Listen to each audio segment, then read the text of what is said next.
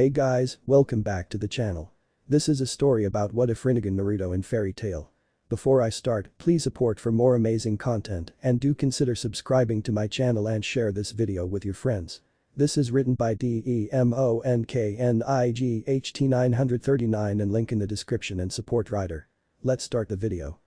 Fate seemed to have a penance for symbolism. It was 100 years ago when Hashirama and Madara battled for the fate of the elemental nation, one believing that peace could be achieved through understanding and unity. The other believing that humans were incapable of understanding one another, that power was needed in order to force the concept of peace to exist. Now arriving at the climax of the Fourth Great Shinobi War, Naruto Uzumaki and Sasuke Uchiha stood on opposite ends of the battlefield, both sharing almost identical values and thought processes as that of their predecessors. They battled. Fist against fist, chakra against chakra, ideals of peace through unity, clashing against ideals of peace through power. In the end, fate deemed that their battle had to end once more with both utterly exhausted and their surrounding damaged and devastated beyond repair.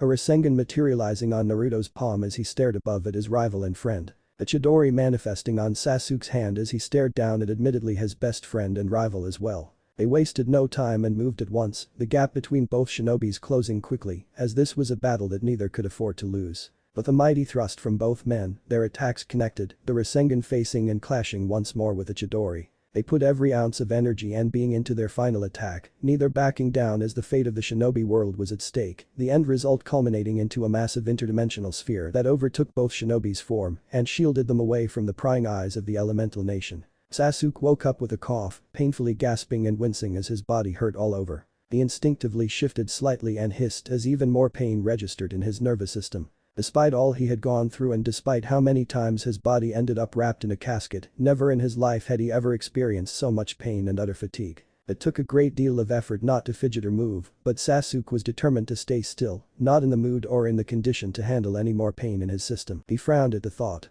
He felt so weak and pathetic. A chuckle vibrated through the air, the last Uchiha didn't have to turn his head to know who it was from. Yeah, that's how I felt when I woke up too. Naruto spoke up, inwardly grimacing as his voice sounded weak even to his own ears. Sasuke shifted his head to the right and was promptly rewarded with a view of his rival and best friend lying down on the floor, purple bruises, discoloration, and blood found all over his body. It wasn't a stretch to say that it looked like a violent mob found and beat up the blonde for weeks. There's no need to look at me like that, Sasuke, you're in the exact same condition as I am. Sasuke looked back up, gazing into what seemed like a sky of pitch black darkness. Where are we? I don't know. Naruto shrugged his shoulders. All I do know is that bright portal.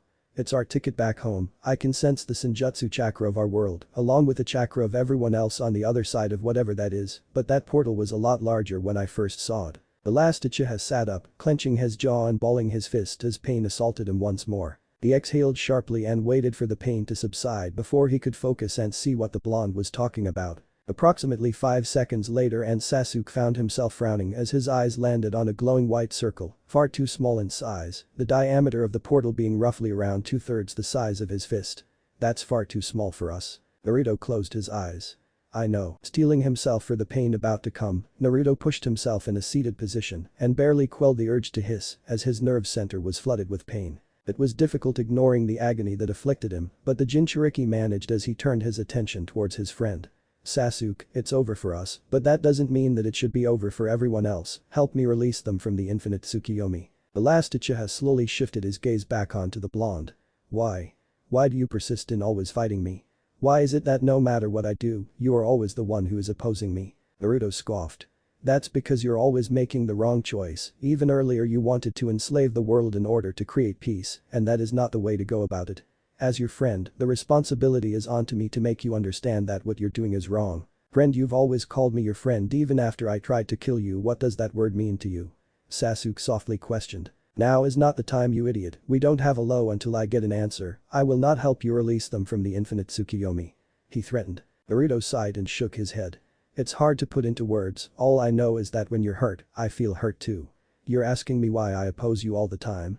It's because it pains me when I see you all alone. To me, a friend is someone who you care about and would go to the end of the world for. Saying that, Sasuke was stunned into silence, was putting it lightly, not at all expecting the confession made by the normally dense blonde. In his utterly drained state, Sasuke felt too exhausted to cling to the rage and hate that he normally surrounded himself. Now free from the influence of his darker emotions and having just heard the response made by his only friend, the gravity of his actions finally dawned on him as he realized just how badly he messed up with his friend, his teammates, and every person who ever cared about him. An explosion of all-consuming guilt erupted within the last Uchiha's chest, suffocating him with intense feelings of shame and regret and permanently snuffing out the fire within him that demanded he incinerate all those who opposed him. The last Uchiha felt his lips tremble and the beginning of tears appearing at the edge of his eyes. He hastily turned his head the other way, not wanting the blonde to see him look any more pathetic than he already was. Naruto felt his eyes soften as he caught sight of the tear that slid down Sasuke's cheek as he turned away.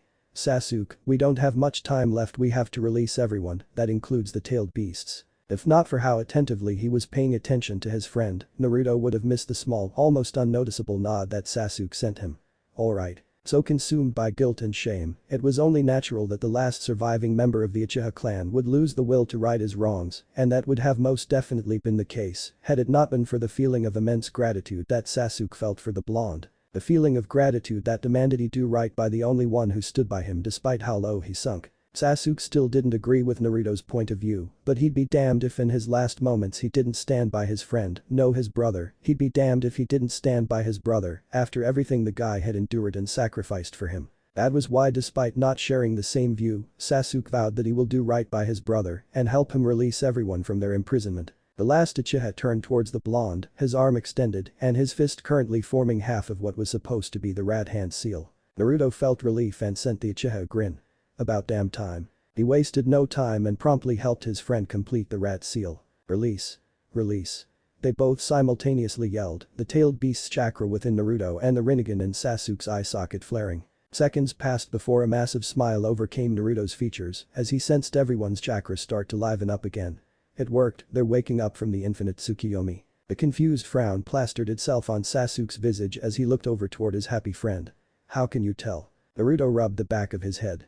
It's hard to describe, but before the infinite Tsukiyomi, everyone's chakra felt more alive.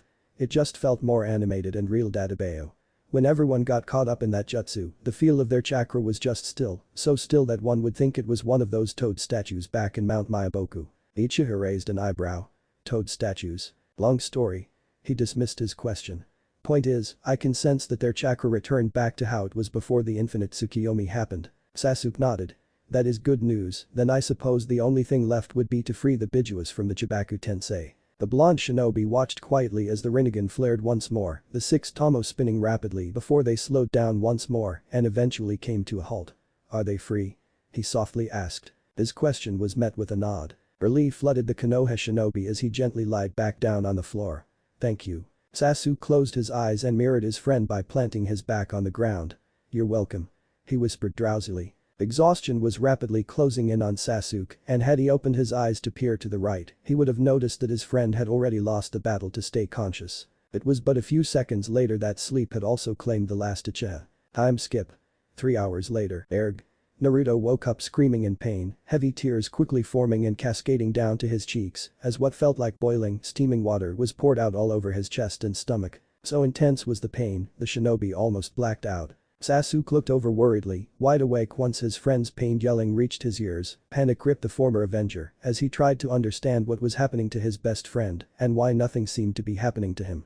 Mind running rampant with theories, the first one to come to mind was what was perhaps the biggest biology factor that separated Naruto from him. Sasuke's eyes widened as he instantly understood the reasoning behind Naruto's predicament. Naruto.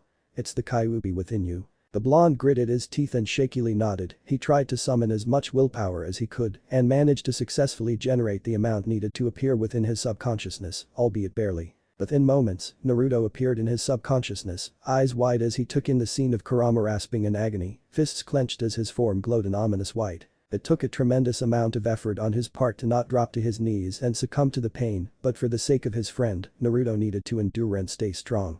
What's happening to us, Kurama? What's happening to you? Erg. Yin Kurama gritted his teeth, finding this predicament to be the most painful experience of his life.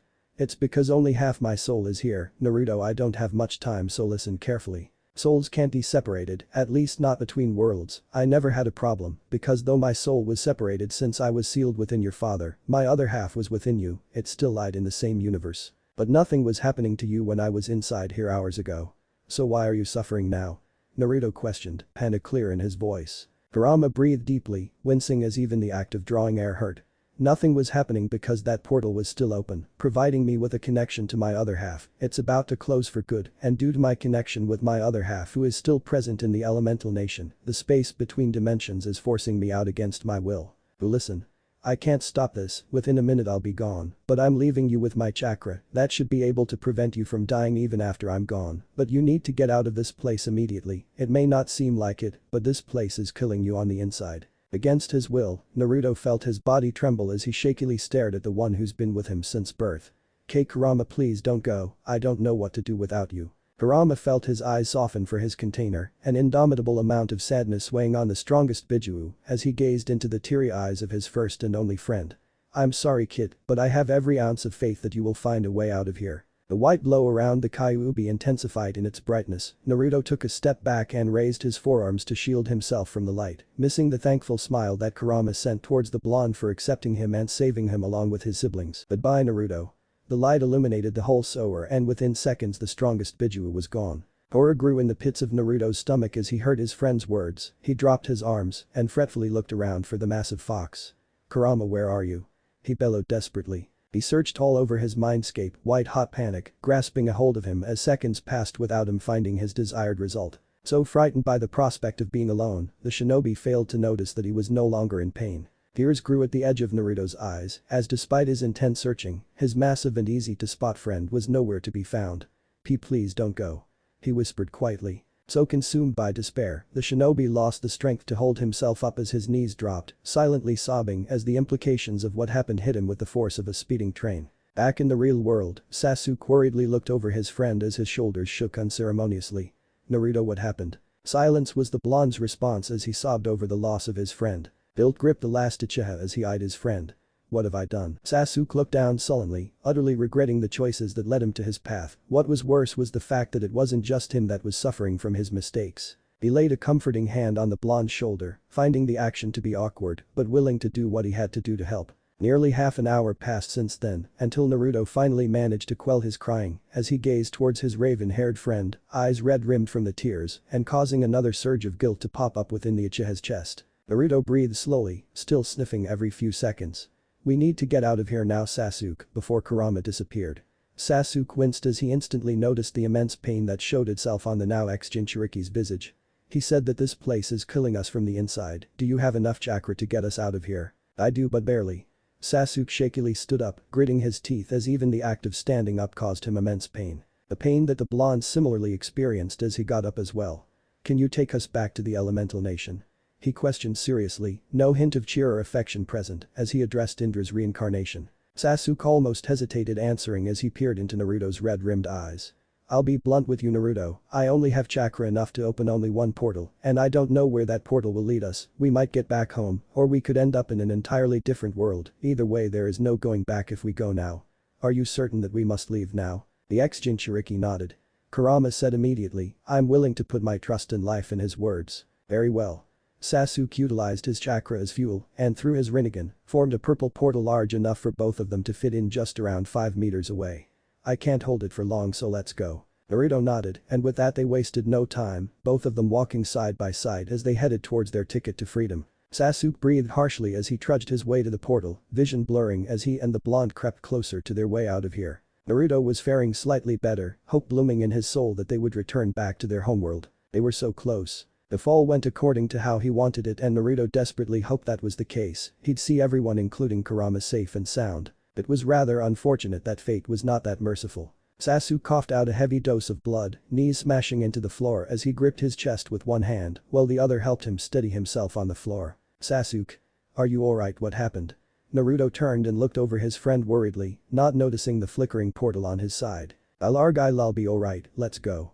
He answered through pained breathing, forcing more chakra in his Dojutsu in order to stabilize the portal. Despite his less than stellar condition, Naruto wrapped an arm around his friend's lower back, gently helping him up while simultaneously ignoring the agony he inflicted on his muscles. Sasuke wasn't oblivious to that fact, nodding gratefully towards the blonde. They slowly limped their way towards the portal, Naruto not feeling at all comforted as the sound of his best friend's labored breaths met his ears. But if there was one thing the blonde could take comfort in, it was in knowing that they now were just 6 feet away. They could definitely make it. If only their troubles didn't follow them. Sasuke felt himself rapidly losing chakra, his reserves quickly nearing his depleted state. Dread and trepidation engulfed the last Uchiha as he realized that despite being only 4 feet away, they wouldn't make it. Mind running rampant with thoughts, he tried to think of anything that could change their fate and ended up arriving at one grim conclusion. They wouldn't make it. But that didn't mean that he would fail his best friend and brother. Summoning every ounce of will and power in his being, Sasuke pushed his startled and wide-eyed friend into the portal just as it started to flicker away from existence, sending a soft and thankful smile through bloody lips for the brother who pulled him out of the darkness. That was the last thing a horrified Naruto saw before the portal vanished away from existence. Location: Magnolia town. Rinnegan waved and smiled beautifully towards the citizens of the town, oblivious to the blushes she evoked out of the men as they gazed at her with dreamy, heart-shaped eyes. She hummed melodically, elegantly carrying a couple bags of grocery in her right hand as she ambled her way back to the guild. It didn't take her long to arrive at the doorsteps of the guild, and Mira fought the urge to giggle as she easily heard the sound of everyone fighting inside the bar. Being rowdy was practically tradition at this point. Mira only hoped that Lucy wouldn't be intimidated by their eccentric behavior, though considering she did come back with Natsu and Macau, one couldn't blame her for being optimistic. She pushed open the door and walked inside, carefully moving around to dodge the various projectiles, be it bottles, shoes, barrels, and elfmen. Her eyes widened marginally, and she quickly dived away just as her humongous brother landed on the spot she was formerly in. Mira looked over to the grocery bags and sighed in relief at the sight of the products being undamaged from her sudden plunge. She got up and glared at the one responsible for tossing her brother right towards her, eyes locked on the uncomfortably smiling Gray as he looked over to the side, feeling skittish and awkward when he had Mira of all people glaring at him. Out of the corner of his eyes he saw Natsu launch some unfortunate mage to the nearby wall. The sight of his rival evoked feelings of bloodlust within the ice-wielding mage. Letting out a cry of rage, Gray charged towards the pink-haired idiot, eager to teach him a lesson and beat the ever-living shit out of him. Mira shook her head in fond exasperation. Natsu and Gray will always be Natsu and Gray. She thought amusedly. A dainty hand gently squeezed her shoulder, and Mira looked over just to be greeted to the welcoming sight of soft and kind chocolate brown eyes belonging to Fairy Tail's newest member. "Are you okay, Mira?" Lucy asked concernedly. The takeover mage smiled kindly at the younger girl. "I'm alright, Lucy, thank you for asking. How do you like Fairy Tail so far?" she inquired while heading towards the bar. Lucy beamed at the cover model as she walked with her side by side. "It's amazing, sure everyone is crazy, except you, Mira, but everyone is super nice and friendly to me except for Loki." She spewed out his name in annoyance. Mira barely suppressed a snicker as her thoughts went towards Fairy Tail's resident playboy. "I wouldn't think too much about it, Lucy, it's nothing against you personally, she tried to explain his reasoning, but only drew blanks. "Well, I have no idea why, to be honest, no one knows why he's scared of celestial wizards, but trust me when I say that he'll warm up to you. I hope so, he may be a bit of a pervert playboy, but that doesn't mean he's a bad person," the brown-eyed blonde stated softly. Surprise decorated the barmaid's features as she gazed at the blonde wizard, taken aback by the younger woman's mature outlook in life. Surprise quickly transitioned into approval and warmth, and Mira couldn't help but squeal as she set down the bags on the stool and excitedly hugged the startled blonde. "You're so cute." Lucy blushed and felt like she could die happily, her idol called her cute. She was so happy. "Thank you, Mira." Mira unwrapped her arms from the younger women and stepped back, smiling a bit sheepishly. "Do forgive me for the sudden hug, I'm afraid I couldn't resist the urge." Lucy shook her head and smiled widely. No, I didn't mind at all, actually it was kinda nice," she admitted, face a bit flushed. "Well, in that case you can expect a lot of cuddles and hugs between us, we're sisters now," Mira declared. Another surge of joy exploded within Lucy as she nodded her head enthusiastically, the smile on her face not possibly being able to stretch any wider than it already was. Off to the side, Kana smiled as she heard the entire conversation. She hadn't meant to eavesdrop, but once aware of the conversation, she couldn't help but listen some more, curiosity driving her to stay despite proper etiquette telling her not to. Trust Mira to be so affectionate to their newest wizard. And Lucy Kana couldn't blame Mira from hugging the cutie when she almost succumbed to the same urge herself. May as well just do it," she thought cheerfully. Seconds later Lucy squeaked as Kana glomped her from behind. She looked over her shoulder just to be awarded with the sight of mischievous large brown doe eyes. "Oh Lucy, you're so cute, can we be sisters too?" she asked while delivering the best puppy dog-eyed look she could muster. Lucy smiled. "Sure, I'd be happy to have another person to call a sister, but can you let go of my breasts?" she asked annoyedly at the end. Kana grinned sheepishly. "Yeah, of course." She swiftly let go of the celestial wizard's large soft breasts, part of her already regretting heeding the blonde's words. Off to the side, Mira gazed at the scene amusedly. Alright ladies, I think we've bonded enough for now, why don't you both be a dear and help me with the groceries? She gave out her own version of the puppy dog eye look. Having been on the receiving end of that look more times than she'd like, Kana managed to avoid gazing into Mira's arguably best weapon just in the nick of time.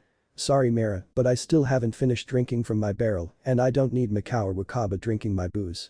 She unwrapped her arms from Lucy and cheerfully walked away. Before Lucy could utter a word, a purple portal materialized centimeters below the ceiling and unceremoniously dropped the unconscious ex-Jinchuriki towards the unsuspecting girls. Twin surprised screams rang out throughout the guildhall as the extremely fatigued shinobi fell on top of both female mages. Everyone promptly stopped their fighting to gaze curiously at the scene, intrigued by the events. Kana, who hadn't gotten far away and also the closest mage nearby, turned towards the downed figures to inspect the situation, just to be gripped by horror as she noticed the various bruises, injuries and blood that decorated the strange man's person. Oh god. Someone get Pruyusika now.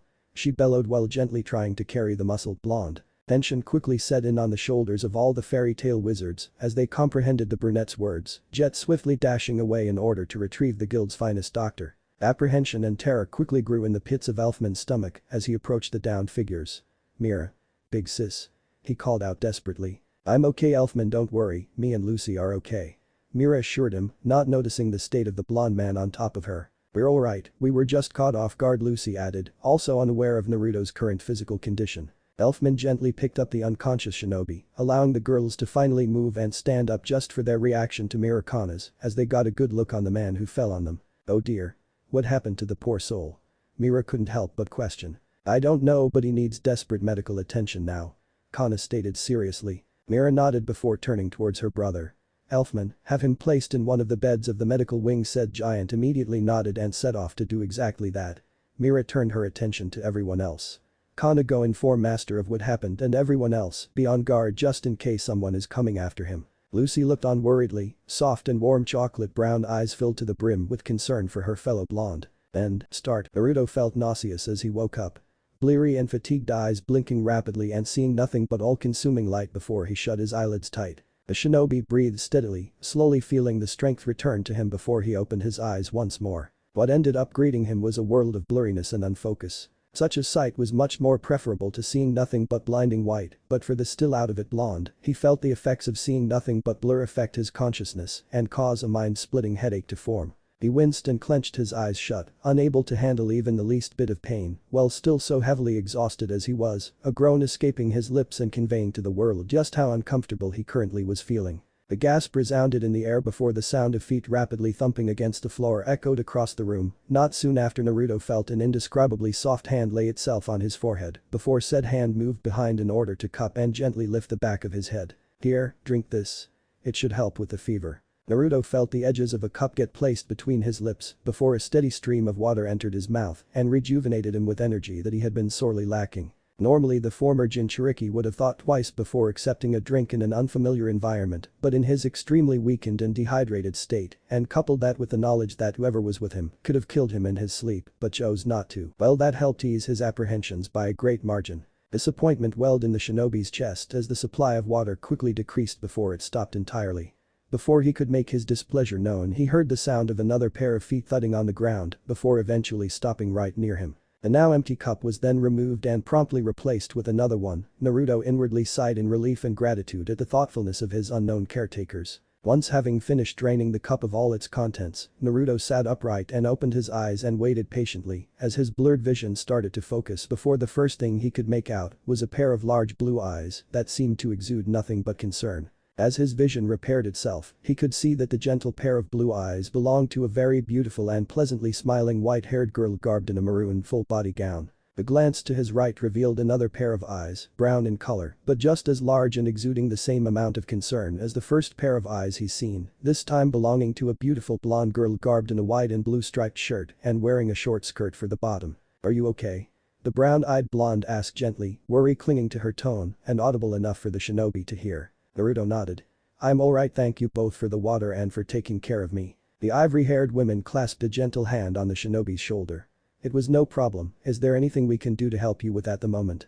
I'm Marahin by the way, but you can call me Mira. And I'm Lucy. The female blonde smiled kindly at the former Jinchuriki. Said former Jinchuriki nodded gratefully at the pair before he pushed himself off the bed and stood up.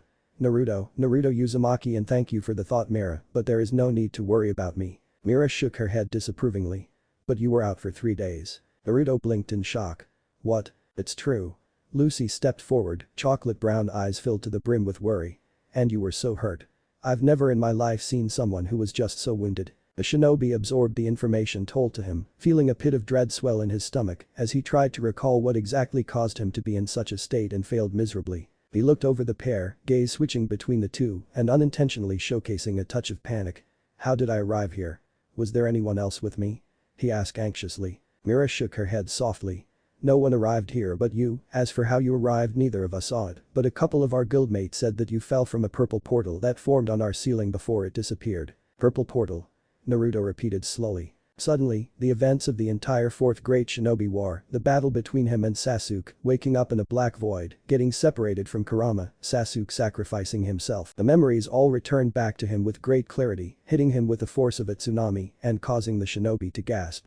And with the return of his memories came the startling realization that he was in an entirely different dimension, with no way to return back and without ever being able to see his friends ever again. And Sasuke's dead. Naruto staggered back a couple of steps, falling back on the floor and immediately drawing the girls to him as his face paled an unnatural degree, gasping and wheezing harshly as the harsh truth of reality coiled itself around his neck and pulled with the strength of a rampaging biju. What's wrong?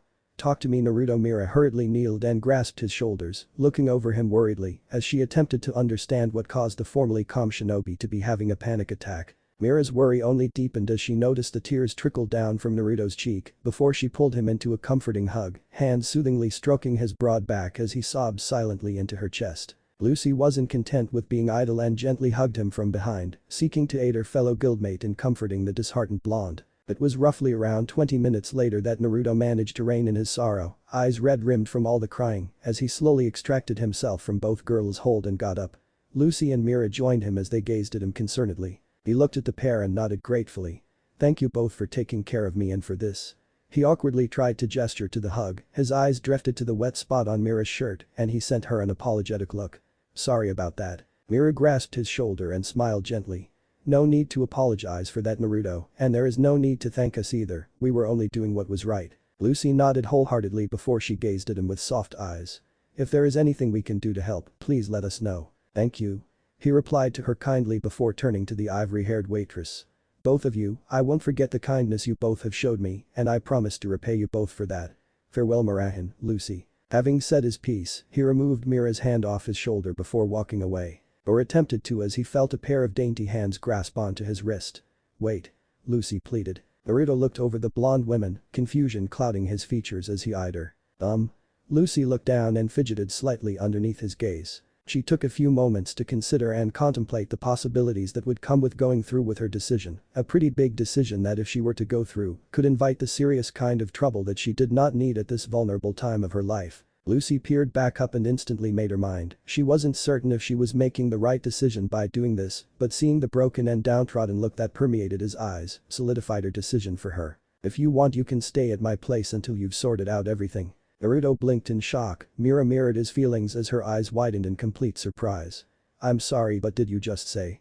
He couldn't help but question. The blonde stellar mage nodded a bit shyly before she straightened up, trying to present herself with confidence.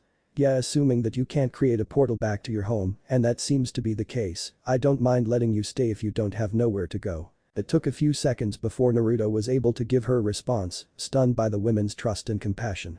Thank you, truly it's very nice of you to offer, Lucy, but I'll be alright.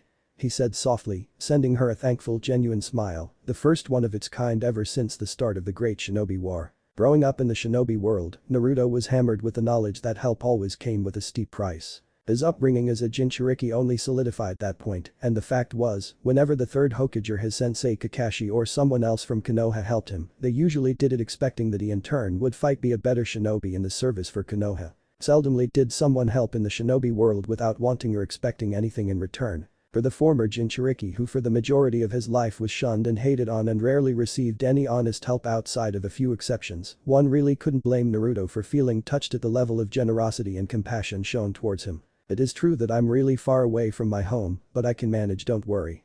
But touched or not, Naruto did not intend on imposing on the women's kindness any more than he already had. Though she may have not acknowledged it on a conscious level, Lucy couldn't help but feel relief at his answer. She may have offered to let him stay with her, but such a notion didn't diminish the slight fear she held of someone she didn't know, a man at that, living in such close proximity to her. Was she going to refuse him if he did end up agreeing?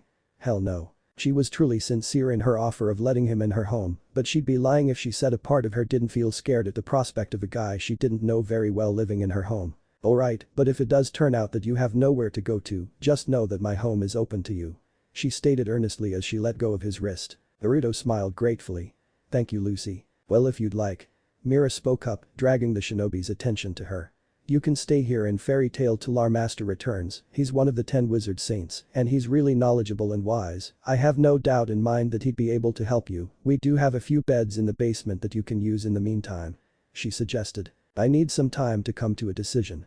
He replied quietly while walking towards the door, understanding the necessity of keeping his options open at especially dire times. He stopped once a feet away and looked over his shoulder to lock gazes with the ivory-haired mage. I'll give you my answer by tomorrow, and thank you both again. Without further ado, Naruto walked out of the guild infirmary and left the female mages to gaze sadly at the spot he once stood. Mira sighed. I do hope things get better for him, it's obvious that he's going through a lot. She remarked, heart clenching painfully as she recalled how frail and broken he seemed when in her arms. Lucy nodded sullenly. Yeah, he seems like a really good person. Both girls stayed in the infirmary quietly for nearly a minute before walking out. Naruto laid back against a tree bark, feeling utterly defeated. Nearly an hour had passed since his interaction with the girls from Fairy Tail.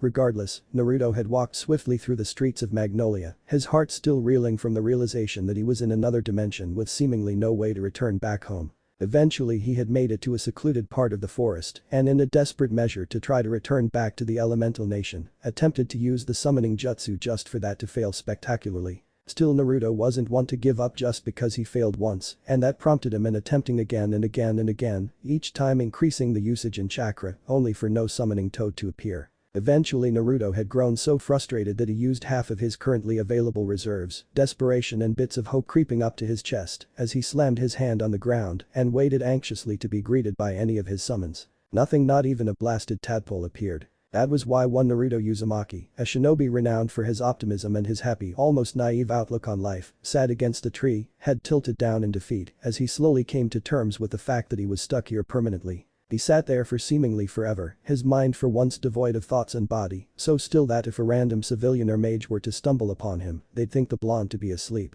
Many hours had passed by since then, and nightfall had arrived. The moon in all its glimmering radiance easily illuminating the forest and the despondent shinobi within it. Naruto sighed before he got up, planting his feet on the bark of the tree before he started to scale up on it and hopefully find a strong and sturdy branch to sleep on. It didn't take long before the shinobi found a wide bough and swiftly laid his back on it, gaze locked on the star-filled night sky. Was he feeling absolutely crushed? No. Naruto was very well aware that the circumstances definitely could have been worse than they were now.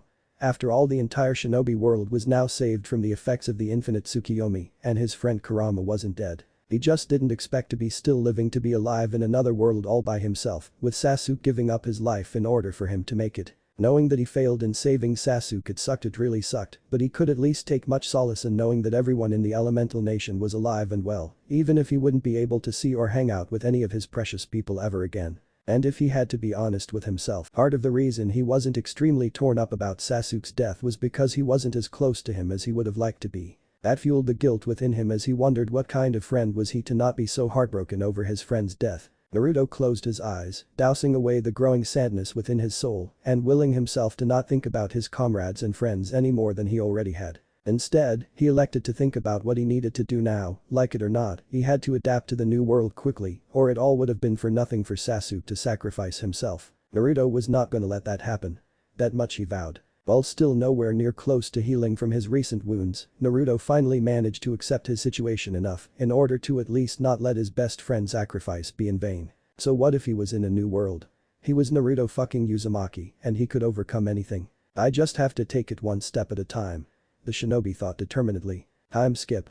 15 hours later, 5:00 p.m. Mira bit her lips, barely quelling the urge to laugh as Loki grew horrified once he caught sight of the celestial keys that dangled on the side of Lucy's wide hips, promptly running away and leaving an amused barmaid and a peeved stellar mage. Lucy huffed. What the hell is his problem? No idea.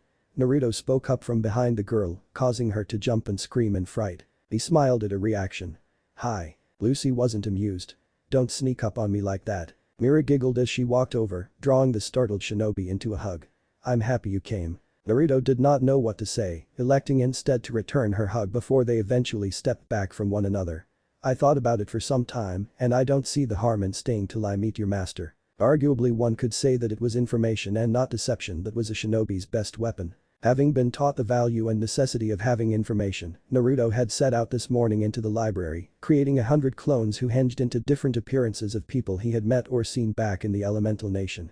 After that it was just opening up books and soaking in every detail there was to know about the continent and the world, its history, culture, rules, and to his surprise magic. He stayed in the library for only 5 hours, but considering he had 100 clones studying alongside him, he got information worth 500 hours in the span of 5 hours. He was even confident that he knew more about the world than some of the people who were actually born here. Such was the intensity of how much effort he had put into learning about his new world. One thing he had read upon in the library was about the 10 wizard saints, mages considered to be the top 10 strongest wizards or mages in the entire continent, and Naruto recalled about how that white-haired woman, Mira if he remembered correctly, about how she called her master as one of the wizard saints. Even before his trip to the library, Naruto was interested even if just a bit in meeting the fairy tale master, but after his recent knowledge gain, saying Naruto was much more interested was putting it lightly. Mere curiosity had turned into a full blazing desire of wishing to meet the impressive mage, realizing the potential that came with having help from someone of such high standing. The former Jinchuriki would not complain about receiving help when he desperately needed it in this new environment. Mira squealed, barely withholding the urge to wrap the shinobi into another hug as she smiled happily. "I'm glad to hear that, who knows, you might even join our family and become a member of Fairy Tail. Maybe." Naruto smiled half-heartedly. The smile on Mira's face faded away as she gazed at him concernedly, having easily picked up upon his feelings. "Hey, are you alright?" Naruto nodded. "I'll be okay, I'm just a lot of things about my life changed just recently, and I just need some time to get used to it. Sorry for bringing down the mood, I'm not usually this emo." "Well if you ever need a hug or someone to talk to," she sent him a warm genuine smile. "Know that I'm more than happy to help with that." Naruto returned her smile with one of his own. "Thank you Mira, I might take you up on that offer sometime soon." He felt a hand land and gently squeeze his shoulder. He turned towards the one responsible and saw a softly smiling Lucy. "It goes without saying, but you can come to me too." The shinobi chuckled before nodding kindly. "Thank you to you as well Lucy."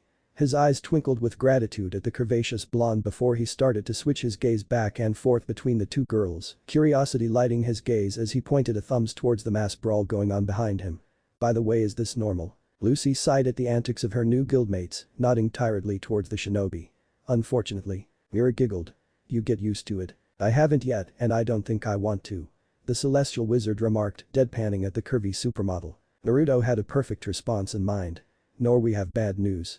The sounds of doors slamming against the wall greeted his ears. Everyone promptly turned towards the entrance, immensely curious about what Loki had to say. Loki panted before he looked up at the guild, a terrified look plastered on his visage.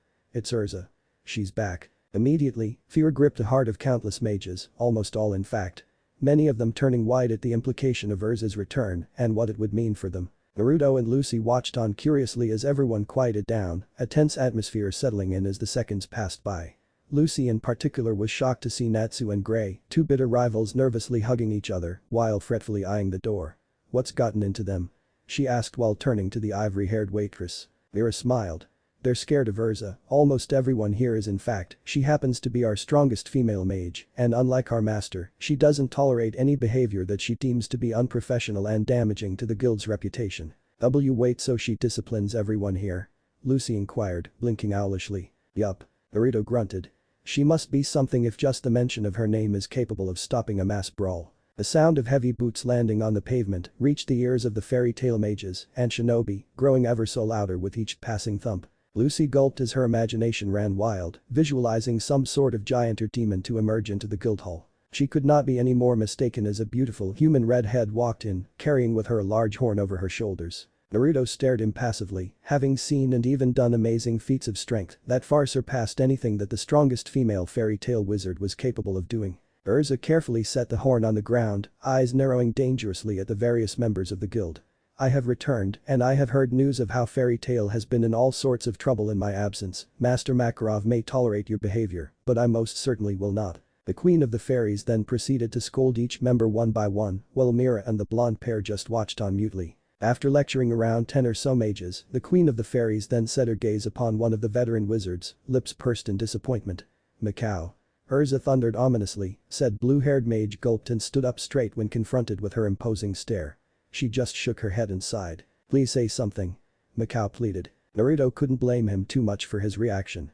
To have a woman scolding everyone but then just gaze disapprovingly at you when it was your turn, that's just cruel. Where are Natsu and Gray? The aforementioned pair gulped before they directed the redhead's attention to them. Erza smiled pleasantly at the sight of the two rivals hugging one another.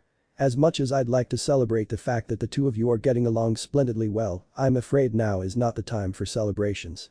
I need the two of you to join me on an urgent mission. The two of us? Together? Gray stuttered. She nodded. Yes. Her eyes narrowed into a glare. I trust that won't be a problem, yes? And no, of course not. Me and Natsu are best friends and can work well together, right and Natsu? Aye. Natsu agreed, trembling before the presence of the Titania. Off to the side Lucy looked on with wide eyes, utterly surprised to see the normally brave, almost irritatingly so fire mage become so meek and scared. Erza nodded approvingly, ignoring the hushed whispers that now erupted within the guild. Good, I expect you both to be ready to leave tomorrow at 8 AM sharp. With that, she whirled around and headed out, beautiful scarlet locks bouncing throughout her stride and effortlessly capturing the shinobi's attention. She's really pretty, scary but pretty. Lucy offhandedly mentioned, eyeing the retreating form of the strongest female fairy tale wizard. Naruto hummed in agreement. Erza, Natsu, and Gray. Those three together could be the strongest team to ever emerge out of fairy tale. Oh, that's so wonderful. Mira clasped her hands together and cried out happily. It should be interesting to see them in action sometime in the future. Naruto remarked. Mira nodded sweetly before she turned towards the blonde celestial mage, an apologetic glint nesting in her sea blue eyes. I'm sorry to have to ask this of you, Lucy, but can you join them tomorrow? Me. Lucy pointed to herself. Mira nodded. Yeah, I'd like to ask that you go with them so you can try and manage them. Sort of. You know how those two can get. Well, if you're the one who's asking me, Lucy smiled bright at the supermodel. Then I suppose I don't mind too much. The former takeover mage beamed before wrapping the curvaceous blonde into a hug. Thank you, Lucy, you're the best. Naruto closed his eyes, a small flush creeping up to his cheeks. He unintentionally caught sight of Mira's large breasts squashing against Lucy's own large pair. He opened his eyes around approximately 10 seconds later, and though he'd deny it if someone confronted him about it, a small part of him was disappointed to not see the pair of breasts squished against one another any longer. Mira shifted her attention to the male blonde. In the meantime, please let me show you around and introduce you to everyone. They've all been quite eager to meet you ever since you arrived here. If you insist. Naruto shrugged, not possessing any reason currently to refuse her request. The curvy supermodel smiled beautifully in response. She reached out to grab his hand and, "Are those whiskers real?" and promptly dropped them as Kana appeared from out of nowhere, stepping into the surprised shinobi's personal space and examining his birthmarks with an intensity rivaling the heat of the sun. I'm Skip. 21 hours later, 2:00 PM. Trouble was a funny thing. It had ways of barging into people's lives in ways that defied the comprehension of even the most intelligent of human beings. The casually drinking Naruto swiftly placed his mug on the table, ignoring the startled expression of the seated Kana beside him as he stood up and eyed his surroundings with a narrowing gaze. Something's not right. Kana eyed her new friend confusedly.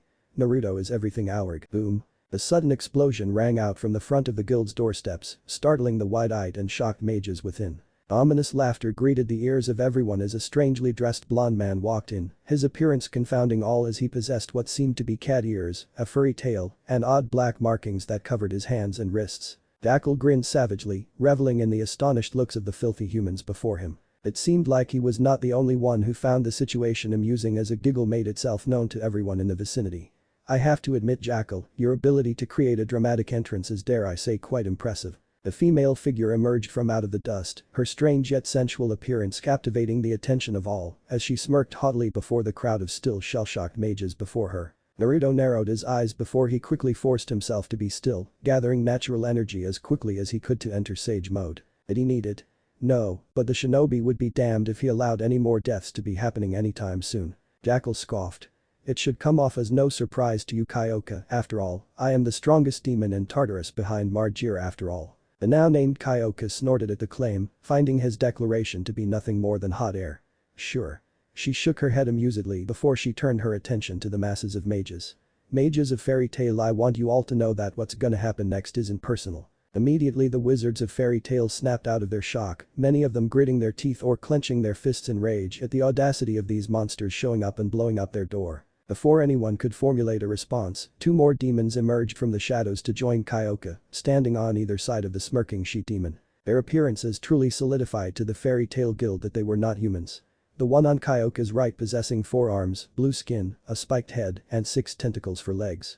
It grinned sadistically, much to the discomfort of quite a few wizards. I am Ezel. The demon on Kyoka's left on the other hand was more humane in appearance, imposingly muscular and tall, but not to the extent of the tentacle demon, this one possessing waist-length dirty blonde hair, a full beard, a snout, and black markings, could be found on the outer side of his chest and all over his biceps. He crossed his arms and gazed impassively at the crowd. And I Tempester. And with the formalities out of the way, let's proceed. A bloodthirsty grin manifested at Jackal's lips as he slammed his palm on the floor, much to the confusion of the now tense and battle-ready Fairy Tail wizards. Wah, boom, end, start. The following explosion that ensued shook the entire building and the mages within it. Naruto by chance looked up and spotted a large piece of debris about to fall right down on a pair of unsuspecting wizards. Reacting with almost instantaneous speed, he dashed towards the pair of mages, picked them up, and carried the startled mages away from the danger zone and back towards the bar just in time as the debris smashed into the floor. Bam. Needless to say, the simultaneous feeling of both horror and relief welled up within the mages as they gazed at the spot they formerly stood in. Oh god. We would have just died. I don't know who you are, man, but thank you for saving us. Naruto put them down, ignoring the wide eyes and astonished looks of the mages around him as he gazed off towards the entrance of the guild. Much to his and everyone else's dismay, it turned out that the invaders weren't arrogant enough to just come by themselves. How did Naruto and the mages of Fairy Tail arrive at such a grim conclusion? Namely because of the numerous dozens of bodies that ran into the destroyed entrance of the guild and towards the wizards of Fairy Tail, all the while letting out bloodthirsty battle cries. The number of dark mages charging inside the guild outnumbered the Fairy Tail mages 5 to 1, and that was not mentioning that their strongest and most capable mages were not around currently. But despite the terrible circumstances they were dealt with, that hardly stopped the wizards of Fairy Tail from releasing a battle cry of their own before they too charged and intercepted the dark mages in the middle of the guild. Sidestepping a fireball that flew by him, the shinobi quickly jumped onto the fray, taking out the masses of dark mages, starting with the one who blew that fireball at him. Punch, dodge, knee, kick, weave, elbow. Naruto danced as he fought the countless number of dark mages that kept flooding into the guild hall. Growing annoyed as whenever he knocked one out, 2 more followed before he struck them down too. Jumping to the side to dodge the clumsy elbow strike sent out by one of the remaining dark wizards, Naruto responded by throwing a nasty tornado kick that connected with the bastard's face before he was sent rocketing back into a group of 5 wizards on his 6. Now done with the cannon fodder, Naruto seamlessly created a clone that hid away in order to stealthily gather Senjutsu chakra just in case. Turning towards the entrance of the guild, Naruto instantly had to duck down as a backfist, courtesy of that demon, Jackal if he remembered correctly, flew over his head. Jackal narrowed his eyes, raising his knee to slam into the human's face, only to be surprised as Naruto caught his knee, holding onto it with a tight grip as he spun a full 360 before hurling Jackal away. The explosive demon grunted as he skidded to the ground before he smirked and dove back in, thrusting a fist and smirking as Naruto raised a forearm and blocked it. What? Naruto's eyes widened in surprise as a yellow light emanated from Jackal's fist before a small explosion rang out and had him sliding back into the bar. Suppressing the urge to wince, Naruto ignored the pain flaring at his left slightly scorched arm as he glared at the smirking demon. I had thought his ability to somehow make explosions would only happen when his palm would land on something, obviously I made a mistake in doing so. Discreetly eyeing his opponent's feet, the former Jinchuriki wondered if his ability could also be activated from his feet. He hadn't seen him do it till now, but to be on the safer side, it's probably safe to assume that he can. Not wanting to give his opponent the ability to cause more destruction and wanting to end this quick, Naruto blitzed towards Jackal, ducking underneath a punch, then slamming an uppercut at Jackal's sternum before a left hook followed and landed on the demon's cheek. Spitting out blood and stumbling back a couple of steps, rage encompassed the explosive demon as he roared before he threw a roundhouse kick that Naruto bobbed underneath before sending out a low kick that swept Jackal off the floor with his back landing painfully on the ground. Groaning, he attempted to get up but was too slow as Naruto quickly got on top of him, his knee pinning the demon's left arm, while his left foot stomped on Jackal's wrist and kept it in place. Jackal desperately tried to free himself and failed as Naruto's sheer physical strength held him in place. Now having free reins to do as he wished, Naruto unleashed his fury upon the explosion demon, showering his face with a flurry of powerful punches that had Jackal seeing stars. Pulling back his right arm and enhancing it with potent chakra, Naruto tensed his fist and paused, whirling towards the direction of the scream and feeling his eyes widening in horror as the female devil from earlier was currently choking a hurt Murahin and holding her up against the wall. Evidently, Naruto wasn't the only one who heard it, as nearly everyone near her vicinity cried out the waitress's name in distress. "Ni-chan." Elfman yelled, running towards the bar and swinging his transformed arm right into Kyoka's exposed back. Elfman gritted his teeth as Tempester appeared out of nowhere and blocked Elfman's punch before retaliating with a tornado-circling strike.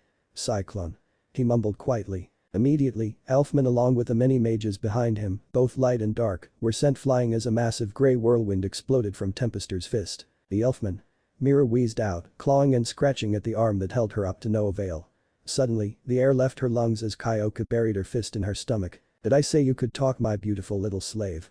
Kyoka asked, a dark look permeating her gaze. Naruto gritted his teeth at the sight before he turned back towards Jackal and struck the demon with a powerful punch that knocked him out. Standing up and bringing his hands into the ram formation, a quiet whisper of Cage Bunshin caused 200 clones to materialize, much to the shock of everyone present.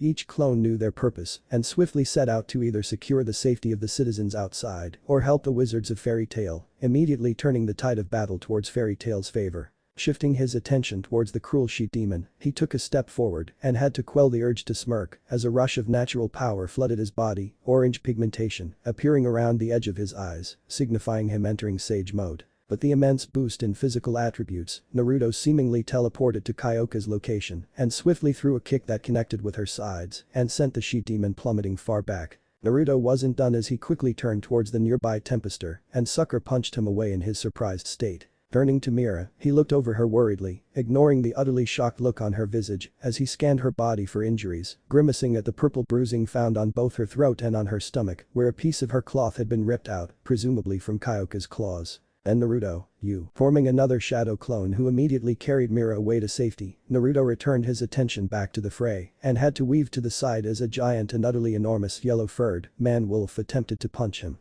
In that same moment when the man-wolf overextended his arm, Naruto quickly formed a one-handed Rasengan before slamming it into the demon's guts. Jackal cried out in pain before his form was sent skidding back.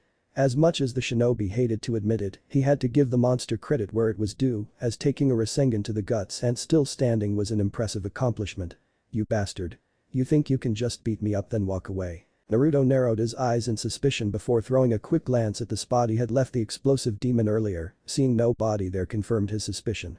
Figures that he was not done. Raising his hand, the shinobi curled his palm in the classic "come at me" gesture and smirked as Jackal did exactly that. Jackal in his wolf form was decently fast, but unfortunately would have still come up short, even if barely, when Naruto would fight him in his base state.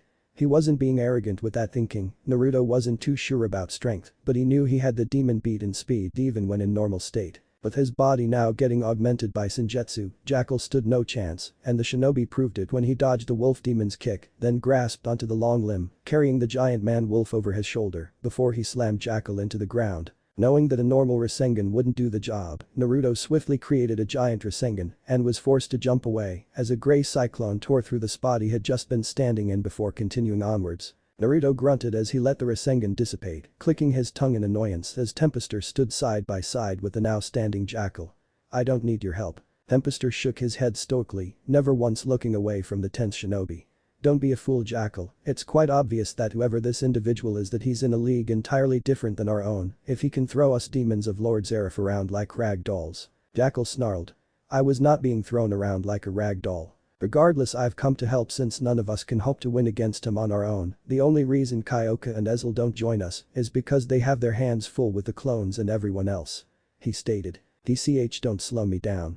Jackal sprinted towards Blonde, the gap between the two closing rapidly as he brought a massive claw for a downward slash. Naruto leapt away before he was forced to create a clone that flung him away just in time for the clone to dispel due to the whirlwind that tore right through him. Deciding to be on the offensive for once, Naruto blitzed towards the massive humanoid lion demon, sidestepping the punch before he jumped and slammed his knee into Tempester's jaw before he followed it up with a cross right on the demon's snout. "Arg!"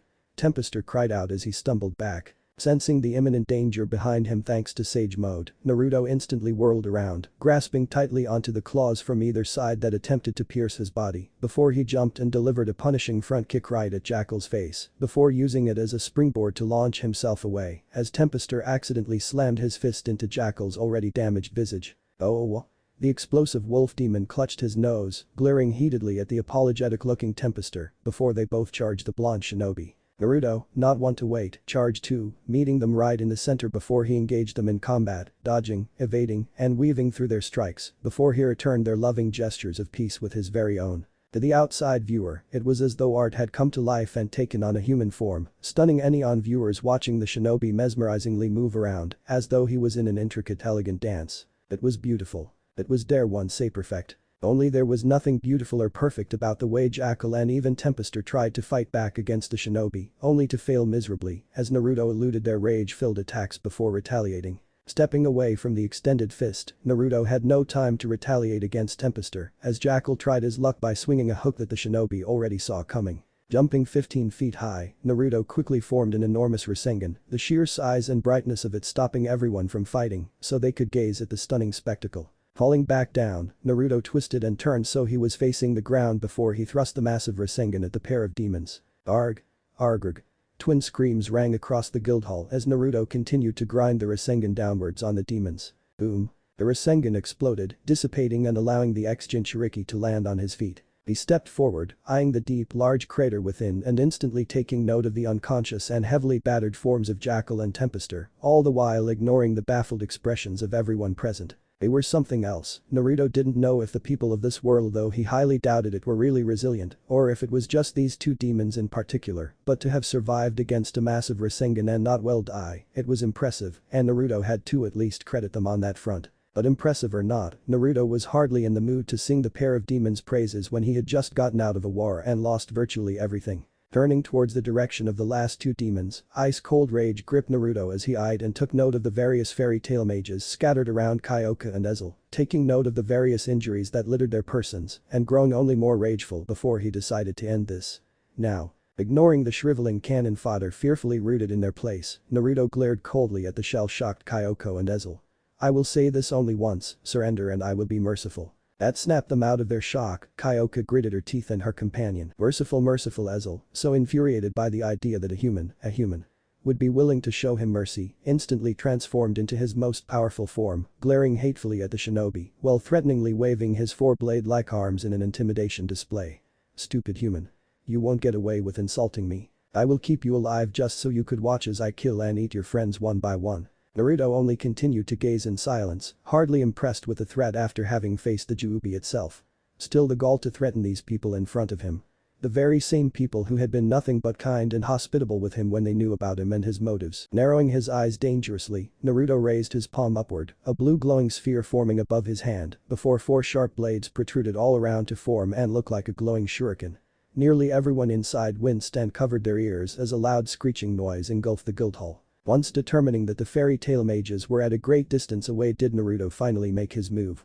Blitzing towards the blue-skinned ethereous demon with incredible speed. Suddenly, the shinobi slid to the floor once a meter away from the demon, before throwing the Rasen shuriken upwards into his torso. Erza was rocketed away immediately, disposed of in a matter of seconds, sent high into the sky with intense speed, nothing more than a dot in the vastness of blue. Boom. The following explosion was by far the largest explosion of the day. It was a spectacle to behold, a large dome of wind so powerful, so large, so bright, that the entire population of Magnolia witnessed it. Even when the Rasen shuriken detonated from a long, far-flung distance away, everyone in Magnolia felt its power as the shockwaves blew nearly everyone off their feet and threatened to even undermine and destroy the homes and infrastructures of the city itself. A couple of seconds have passed before the blue dome began to dull, decreasing in size before ultimately dispersing into nothingness. Naruto shifted his torso to the last remaining demon, eyeing Kyoka with cold apathy as she gazed up at him with boundless terror. He stepped forward and she swiftly backpedaled, forgetting all about the various mages around her. Unfortunately, she backpedaled into a set of strong, sturdy legs. A quick glance up revealed that she crawled right into the legs of the brother of the girl she was choking earlier. So consumed by fear, Kyoka did nothing as Elfman frowned hard before he pulled back his fist and instantly knocked her out with a thundering blow to the head with his beast arm. Iron Bull. Now, with their heavy hitters taken out and still reeling from the display of Naruto's destructive capabilities, all the dark mages swiftly raised their hands behind their heads and gave up, lot of good that did when the clones appeared behind them all, and swiftly knocked them out before dispelling. It took a few seconds to comprehend that they won, but once they did, Fairy Tail exploded with a cheer, smiling and laughing in relief as they somehow managed to prevail against this terrible and dreadful circumstance. Unbeknownst to any of them, Naruto walked out, feeling tremendous guilt as he wondered if the dark mages attacking had anything to do with him being here. 4 full days had passed since the unexpected incident that happened in Magnolia. Within a day, news of the great battle and of the capture of 3 demons from Tartarus, and roughly around 200 dark mages being captured, was brought to light. So big was the news that it even reached the ears of the king. After all, it wasn't every day that a prominent city housing a powerful guild such as Fairy Tail would get invaded by dark mages and demons of Zeref. Not mentioning the various other news that was heard, such as how all the strongest members of Fairy Tail were absent and yet Fairy Tail still won against such overwhelming odds, about how there was numerous copies and replicas of one individual who was all around Magnolia, protecting the citizens from any dark mages wishing to inflict torment upon them. And of course, there was simply no forgetting the massive explosion of blue light that threatened to destroy the city. The entire country was aware of the news, and seemingly that was all what anyone was talking about for the past few days. Naturally, the Magic Council was heavily alarmed and within hours of the incident, had a massive bastion of rune knights arrive in the city and interrogate every single person, be they citizens or Fairy Tail wizards. Once they learned of the reports of a powerful blonde mage who single-handedly was responsible for the defeating of the demons, protecting the citizens with his many dozens of clones, something that was unheard of in the history of magic, and being the one who launched that attack that caused that massive explosion, saying that the Rune Knights went on a large manhunt the next day to find and interrogate Naruto was putting it lightly. They only stopped when the king who, knowing that arresting the savior of Magnolia was extremely bad in both ethics and publicity, interfered, ordering the council to cease their search and leave him alone, and leave him alone they did. But while the Magic Council and Rune Knights were unable to search for him, that didn't mean that others couldn't search for Naruto. Currently, Makarov Dreyer walked the woods, head overflowing with thoughts as he pondered about everything that had happened.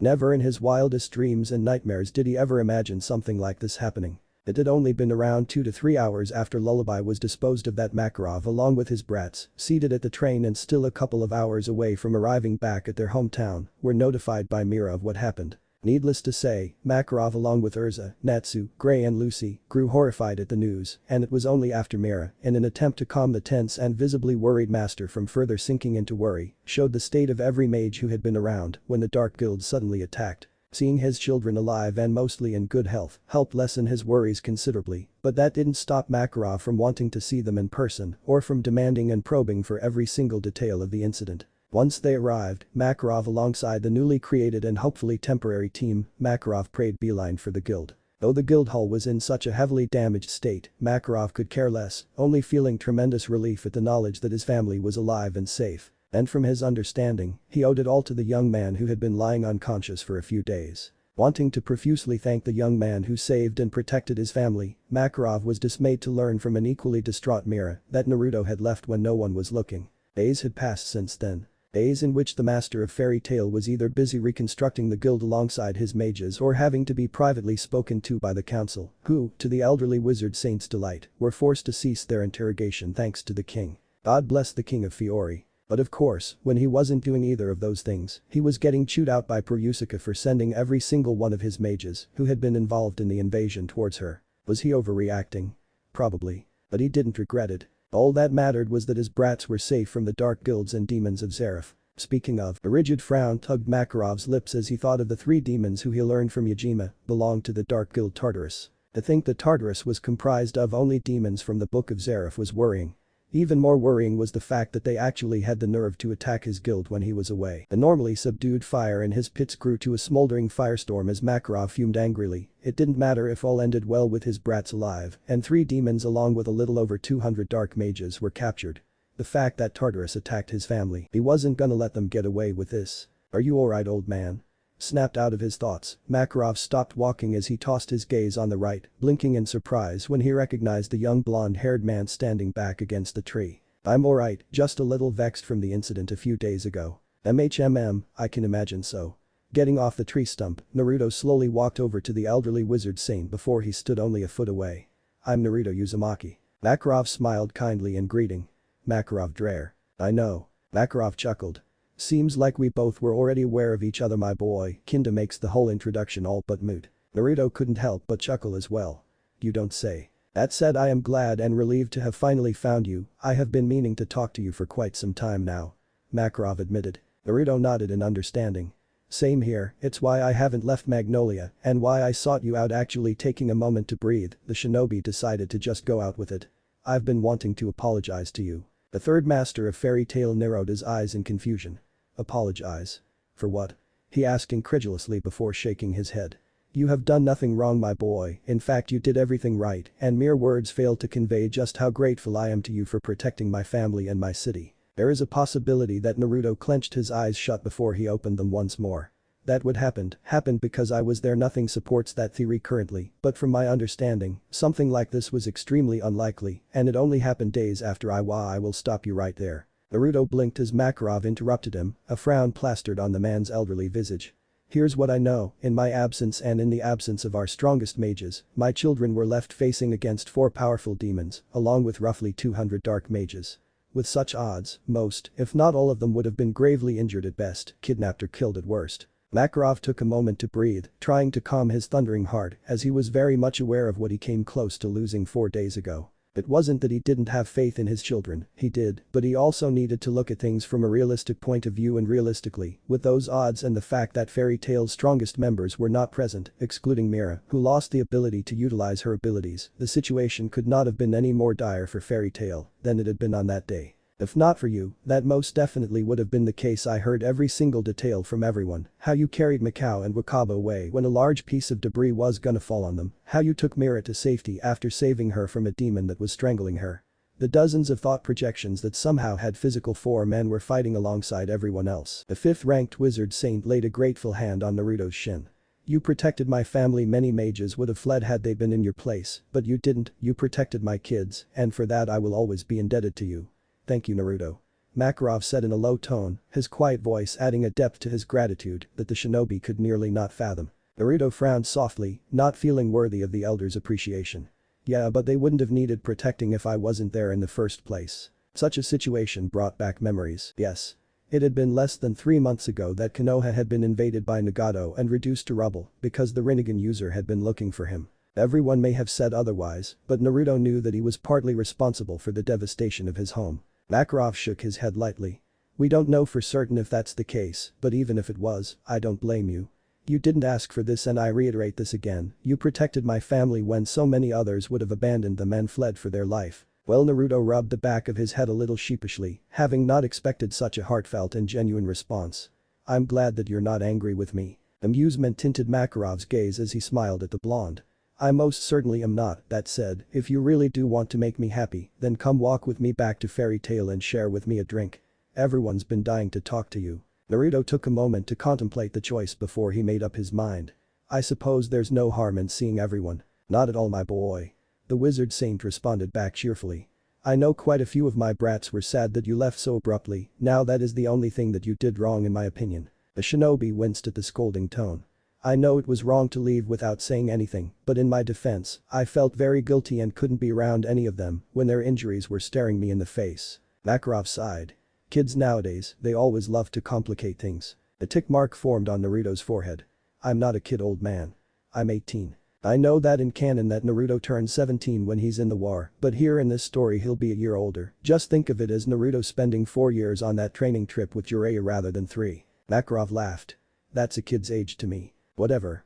Naruto rolled his eyes. And while we're heading back, perhaps you'd be willing to entertain me with a story or two. Naruto tried desperately to not smile, but failed as the old man's mood was infectious. Are you sure? All my stories are pretty long. Makarov laughed as he walked back towards the direction of Fairy Tail, Naruto flanking him on his right.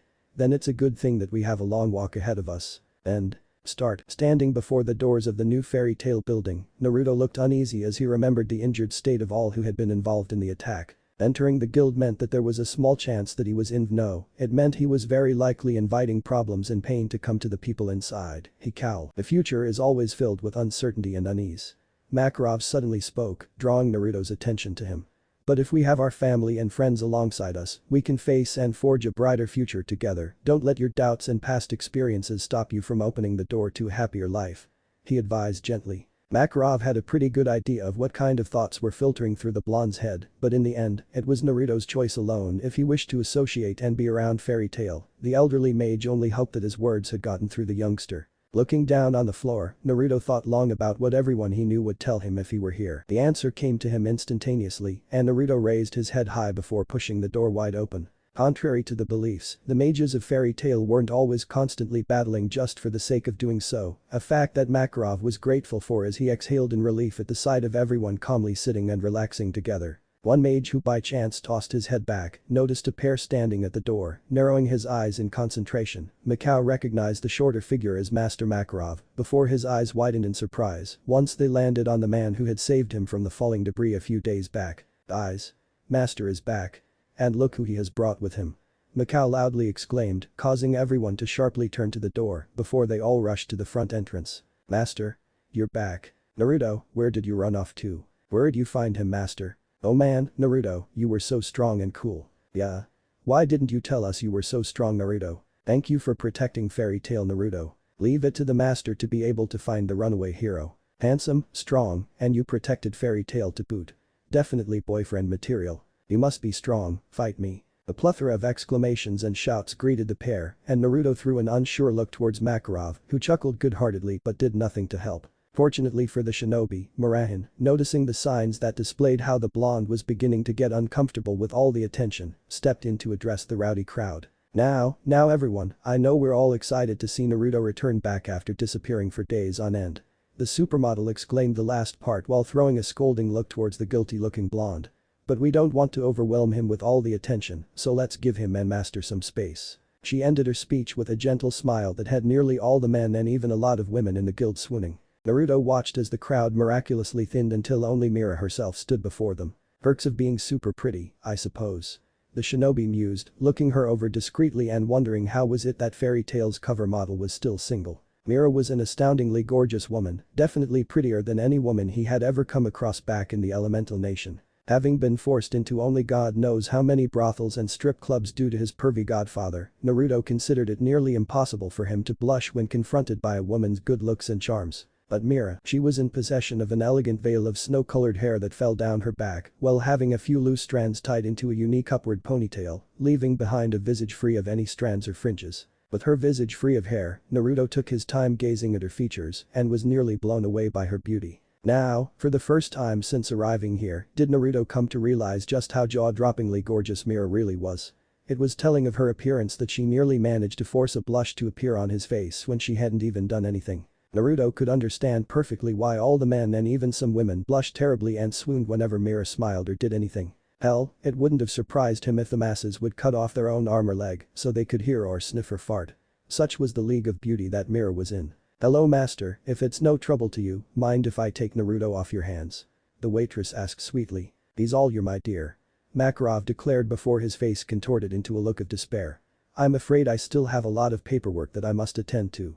The elderly visage grumbled before heading to his office, leaving behind the two young adults. Grabbing a hold of Naruto's hand before he could voice out anything, Mira gently dragged him to an empty table a bit far away in an attempt to get them some privacy, Naruto all the while smiling awkwardly and waving at all the people just watching them. Most of them either smiled or chuckled before returning his greetings with a wave of their own, and the remaining few, almost entirely composed of women, Naruto smiled awkwardly as some of them suggestively winked, while the more bolder ones began to holler and make gooey eyes at him. Arriving at the chosen table, Mira sat down and smiled gently as her blonde savior copied her action.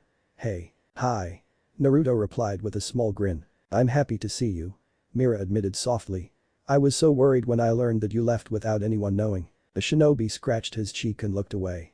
Sorry, it wasn't my intention to worry you. I didn't want to cause you guys any trouble. An incredulous look contorted on Mira's features. Cause us trouble? You're the one who helped us when we had trouble, silly. No. Mira gently interrupted him, tone set into an admonishing grain. You helped us so much when we needed it. I won't have you downplay your part or think that it was somehow your fault, understand? Getting confronted with a set of full lips tugged into a smile so frighteningly sweet yet scary, there was only one plausible answer that Naruto could give. Alright, good. Mira nodded with a satisfied smile before her cheeks took on a slightly pink hue. I also wanted to thank you for saving me and more importantly, protecting everyone in Fairy Tail, thank you. You don't have to thank me, Mira, protecting you all was the least I could do after all the kindness you guys showed me. He replied earnestly, causing her smile to widen into a happy beam. She's not the only one.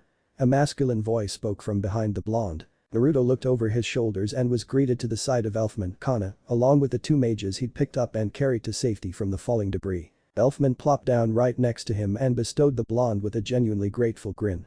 Thank you, Naruto, for protecting and saving my sister when I couldn't. I truly am thankful that you were there with us. You're a true man. Having already gotten used to Maelstras's eccentricities but still unaccustomed to hearing heartfelt praises, the shinobi's features turned bashful as he closed his eyes and scratched the back of his head. It was no problem. Kana grinned as she sat next to Mira. Ho, is someone not used to compliments? You are so cute. The blonde scowled at the brunette. Don't describe me with that disgusting word. Cute is a word reserved for something small and cuddly, like a puppy. I am a man. The only words for men are strong and handsome. Naruto's exclamation caused everyone, excluding Elfman who nodded in agreement, to burst out in laughter. Rolling his eyes at their reaction, Naruto waited patiently and was rewarded for his efforts as one of the two men standing to his left, the one with blue hair, extended his hand in a friendly gesture. My name is Mikao. I wanted to thank you in person for saving my life 5 days ago. Naruto shook his hand and nodded. It was my pleasure to help. And this eccentric friend of mine. Mikao said while gesturing to the other guy with the freaky hairdo. Is Wakaba, he's the other guy you saved. Howdy. Wakaba greeted while thrusting his hand for a handshake. The shinobi didn't disappoint and grasped the man's hand. We're grateful that you stopped us from becoming squashed pancakes, thanks man. Naruto chuckled lightly. As I said, it was my pleasure to help. Well, me and Wakaba are currently in a drinking contest with the other guys, so we got to leave, but thank you again Naruto, we hope to see you around. Mikao nodded with a smile. Take care kid. Wakaba gave a two-finger salute before both he and Mikao walked away. Normally, the idea of a drinking contest would have stoked the fire in Kana's belly, but currently, the busty card wizard found herself more intrigued and fascinated with the adorable set of whisker marks on either side of Naruto's cheeks than she was drinking barrels of rum. Oh yes, she had something else in mind that she wanted to do. Noticing how distracted Naruto was, a victorious grin tugged at Kana's beautiful visage as her fingers crept closer and closer to the whisker marks she so desperately wanted to caress. Whack. Oh. Kana whined as with lightning-fast reflexes, Naruto smacked her hand away once it got too close to his cheeks. He gave her a reprimanding look. Hands to yourself you lewd, brown-haired succubus. The fitting and accurate title if he so said so himself, after all, from his understanding, succubus were women with insanely beautiful faces and beyond enthralling assets. And Kana, from what he could obviously tell, fit both descriptions with her heart-fluttering visage, one that couldn't possibly be human due to how otherworldly beautiful it was, made only more mesmerizing with the way her wavy brown hair danced around her features. Of course, there was also no forgetting her impressive assets, be it the large breasts that jiggled within the confines of her sturdy blue bra, or her huge round ass and thick thighs that was hugged snugly by her capri pants. A fitting title indeed. Immediately, Mira and Elfman choked and guffawed hard as Kana blushed at his exclamation before she shook her head in denial. No. I want to know if you can purr. The tick mark formed on Naruto's forehead as he glared at the alcoholic woman. And how many times did I tell you, I don't purr. But we won't know for certain until I try. I know for certain that I don't purr. But I'm not the only one who is super invested in this. Kana declared before pointing to the suddenly blushing Mira. Mira's been wanting to touch your cheeks too. A sudden silence descended on the table, and Naruto could only turn his dumbfounded gaze to the scandalized and horribly blushing model who punched Kana in the shoulder. Oh, don't make it sound so weird. Mira squeaked. Wincing at the throbbing pain in her shoulder, Kana threw the waitress an annoyed look. Alright, I admit that I made it sound weird, even if accidentally, but the point I'm making is that you want to touch his whiskers too. Don't even deny it. Haha. Mira couldn't refute Kana's claim, her face returning back to its normally milky complexion before a dangerous gleam entered her gaze as she turned towards Naruto, causing him to eye her suspiciously. Naruto, can I f? No. He swiftly denied. Outing, Mira turned to Kana, a silent message telepathically being communicated between them before they both grinned and turned simultaneously to the alarmed blonde. With perfect synchronization, they attacked. Swat. No. Swat. No. Swat. No. Swat. No. It was a repeated motion, Naruto had to alternatively and repeatedly smack the hands of both Kana and Mira away as they determinedly without pause tried to touch his whiskers. That was the scene that Lucy along with Natsu, Gray, and Erza walked into. What's going on? Lucy couldn't help but question. Elfman, seeing the predicament that Naruto was going through, decided to answer in his stead. Nichan and Kana are trying to find out for themselves if Naruto can purr. Outing heavily at being denied of her wants, Mira sat back down and fed, being joined by a similarly displeased Kana. Naruto sighed in relief before he took note of the four or rather figures, if he included the flying blue cat, before him, one of which he was familiar with. "Hey Lucy. Hi Naruto, happy to see you here." The celestial wizard replied with a small smile. "It's good to see you too." Naruto bestowed her with a small smile of his own that had Lucy blushing pink as she sat down next to Mira. Why was he so handsome? Not that she had a problem with that. "Is that a flying blue cat?" he asked incredulously. "My name is Happy." The now named Happy spoke, waving a paw at the mildly surprised shinobi before flying away. The shirtless black-haired mage chuckled at his reaction as he sat down next to Elfman. "Name's Gray Fullbuster." Before Naruto could reply to his greeting, fire exploded out of the pink-haired man, causing Naruto to almost jump in surprise. "And I'm Natsu Dragneel. I heard from everyone that you're the guy who protected Fairy Tail. Let's fight." Everyone excluding Naruto, who blinked, sighed in unison at the fire mage's antics. "I'm sorry, but what did you say?" the shinobi had to ask just to be sure. An excited grin dominated Natsu's features.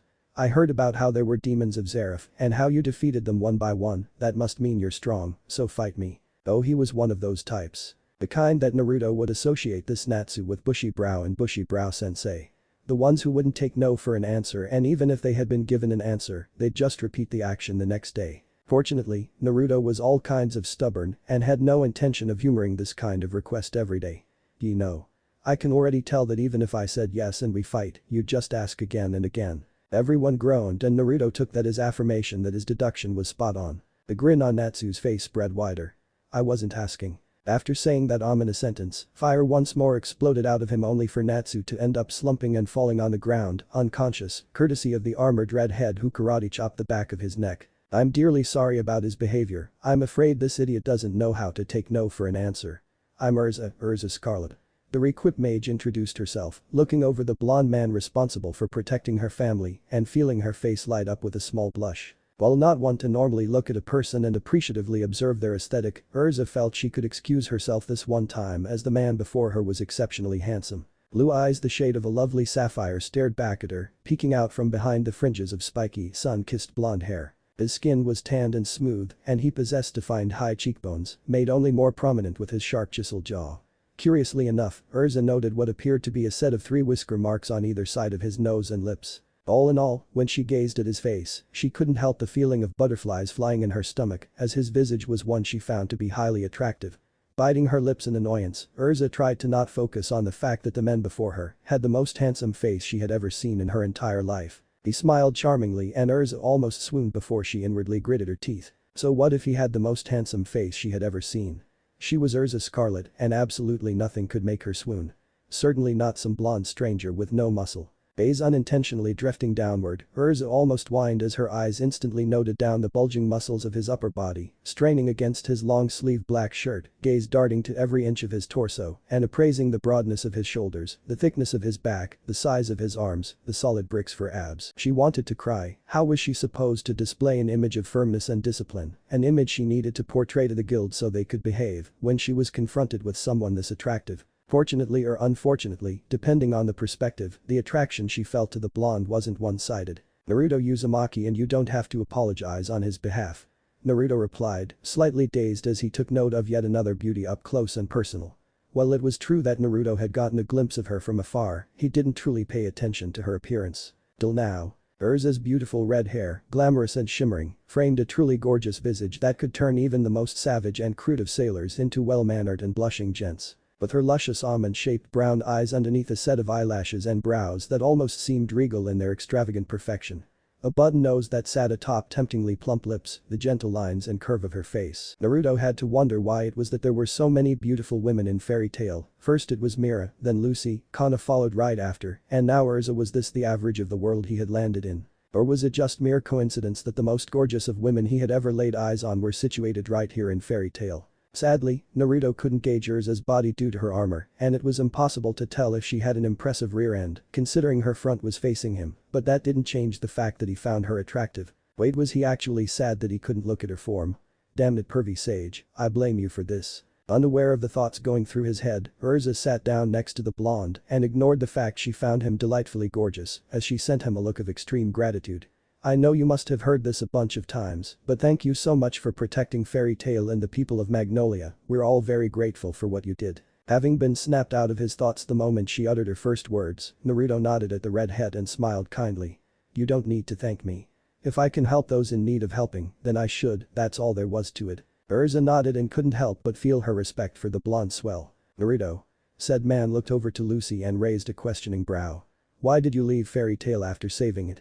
We all were very worried about you. That's because he felt like he was causing us trouble by staying here. Mira answered for him while frowning at the blonde shinobi. Before the shinobi could respond or defend himself, he was assaulted by a variety of exclamations that warmed his heart. Huh? But you're the one who helped us when we were in trouble. Lucy exclaimed. I agree with Lucy. Also, we all caused trouble here in Fairy Tail, so even if it was somehow your fault that the demons and dark mages invaded, you stayed to help us, and that's what matters.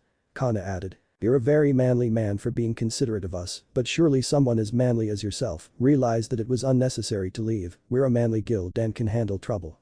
Elfman passionately slammed his fist into his chest. Besides, you have nothing on Natsu, he's the definition of trouble and causes so much property damage that it causes Gramps to have regular heart attacks. Gray coolly mentioned. Right away, snickers erupted across the table as they gazed at the unconscious form of the fire dragon slayer. Having been the only one quiet so far, Erza narrowed her eyes and asked a question that had been bugging her now for a whole minute. Naruto, well I completely agree with what everyone has said so far, I'm curious to know why you believe that your stay here would cause or have caused trouble. Naruto looked sheepish. Well this is all but speculation but the fact that 4 demons and so many dark mages would attack Fairy Tail not too soon after I arrived here, it makes me believe that they maybe wanted something to do with me. A slight hint of nervousness began to creep up on the shinobi as the powerful red head stared at him blankly for a whole 10 seconds before her visage morphed into a deadpan look. You're an idiot. Excuse me? An offended Naruto repeated. You're an idiot. Erza bravely repeated much to his indignation. It's highly unlikely that you're the cause of their sudden attack, even though you raise a valid point about their timing. Dark guilds and demons of Zeref have always wanted to sow chaos in the world whenever they could, and you being here or not wouldn't change that. And just as Kana said a minute ago, even if they did attack because of you, you stayed and fought to protect us and the people of Magnolia, and that's what truly matters. The redhead added. Naruto sighed. I'm guessing that I'd lose this argument if I tried. That's right, you got it. No way you're winning this. We easily win.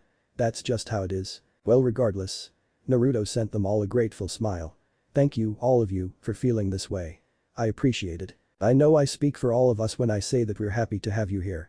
Mira kindly declared. Speaking of having you here, will you join Fairy Tail? Naruto inwardly winced as everyone excluding the still comatose Natsu eyed him expectantly. I still haven't decided on that, I need some time before I make the decision of joining or not. Nodding in understanding, Mira opened her mouth to ask another question. Naruto, would you like to spar with me tomorrow? Only to close it as Erza asked a question of her own. Shooting an annoyed glance towards the oblivious redhead, Mira returned her attention back to the blonde, immensely curious by the new shift in topic. Pretty much everyone was, their undivided attention on the blonde as they waited attentively for his answer. I don't mind since I can tell you won't pester me with a fight every day, but is there a reason why? I'd like to gauge your capabilities, I haven't had the chance to witness your abilities, so I'm curious of how strong you are, though I don't doubt that you're immensely capable. I apologize for my unsightly request. Naruto waved off the apology. It's alright, and I don't have a reason to refuse you, let's do it. Standing up excitedly from her seat, Kana bellowed from the bottom of her lungs. Everyone.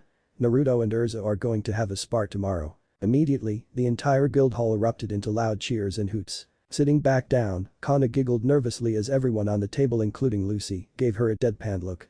Sorry about that guys, bad habit. Seeing the stairs not light up in the slightest, Kana blurted out the first thing that came to mind in order to escape the stairs. Hey Erza, Lucy, did you know that Naruto can purr? Just like that, all the women at the table forgot their annoyance towards Kana as they turned their attention to Naruto who reeled back. That's not true, I can't purr. Yes you can. Kana immediately fired back. Don't listen to him ladies, he's just embarrassed that he can. Scowling at the grinning brunette, Naruto gave her the stink eye. Is that true, Naruto? Erza asked curiously. The shinobi turned to the redhead and shook his head. It isn't, Kana just thinks I can. Whack. Oh. Mira cried out in a bit of pain as Naruto did what he did to Kana not too long ago. Elfman and Gray quietly snickered. He deadpanned at the curvy waitress nursing her hand after she sneakily attempted to molest his whiskers. And what made you think I wouldn't do that to you Mira? Why won't you let us find out? She asked with a pout. I don't need a reason. You and Kana need to learn from Lucy's example and not ask or talk about my whiskers at all. Haha. Lucy giggled sheepishly as she gazed at her fellow blonde. Actually, I was wondering if you'd let me try, I'm really curious to know if you can. Sorry. Giving the voluptuous celestial mage along with the rest of the girls at the table excluding Erza, an annoyed look, Naruto sighed. Fine, might as well get this over with since it's obvious you girls won't be dropping this until it's over. Jeering at their success, Lucy, Mira and Kana hurriedly left their seats before they went around the table and to Naruto who rolled his eyes. Twisting around so he was facing them, he sat still and eyed the trio of girls boredly, watching as Mira tentatively started, fingers creeping to the left side of his visage before trailing down softly across his whiskers. Immediately, Naruto shivered at the feeling. Seeing the kind of effect she had on him, Mira nudged Lucy and Kana to do the same, lightly caressing his cheeks with her fingers while looking from the corner of their eyes at the kind of reactions he was having. This continued on for nearly an entire minute, Naruto trying his best to keep still and not reveal even a hint of enjoyment as the ladies slowly began to up their game. Outing heavily at being on the sidelines even though she was sitting right next to him, Erza requipped her armor away before she pushed the girls away so she could try her shot at this. Was it because she was feeling left out, simple curiosity, or because she wanted to touch his face? Erza didn't know and quite frankly, she didn't care. So far, the girls had only relied on feather-light caresses and scratches to test Naruto's reactions, even Kana who was much more bolder than the average girl, resorted to being gentle in fear of making the blonde uncomfortable. Now with Erza, she was a sharp and intuitive woman, having attentively observed even the slightest of twitches in his facial features, twitches that even the normally sharp-eyed Mira missed. Erza knew that Naruto was far from uncomfortable and was secretly enjoying the ministration. Which was precisely why when she had requipped out of her armor, the first thing she did after pushing Mira, Lucy, and Kana away was gently slap both her hands on either side of Naruto's visage, palms directly above his whisker marks, before she began to rub them in circles. The effect was prompt.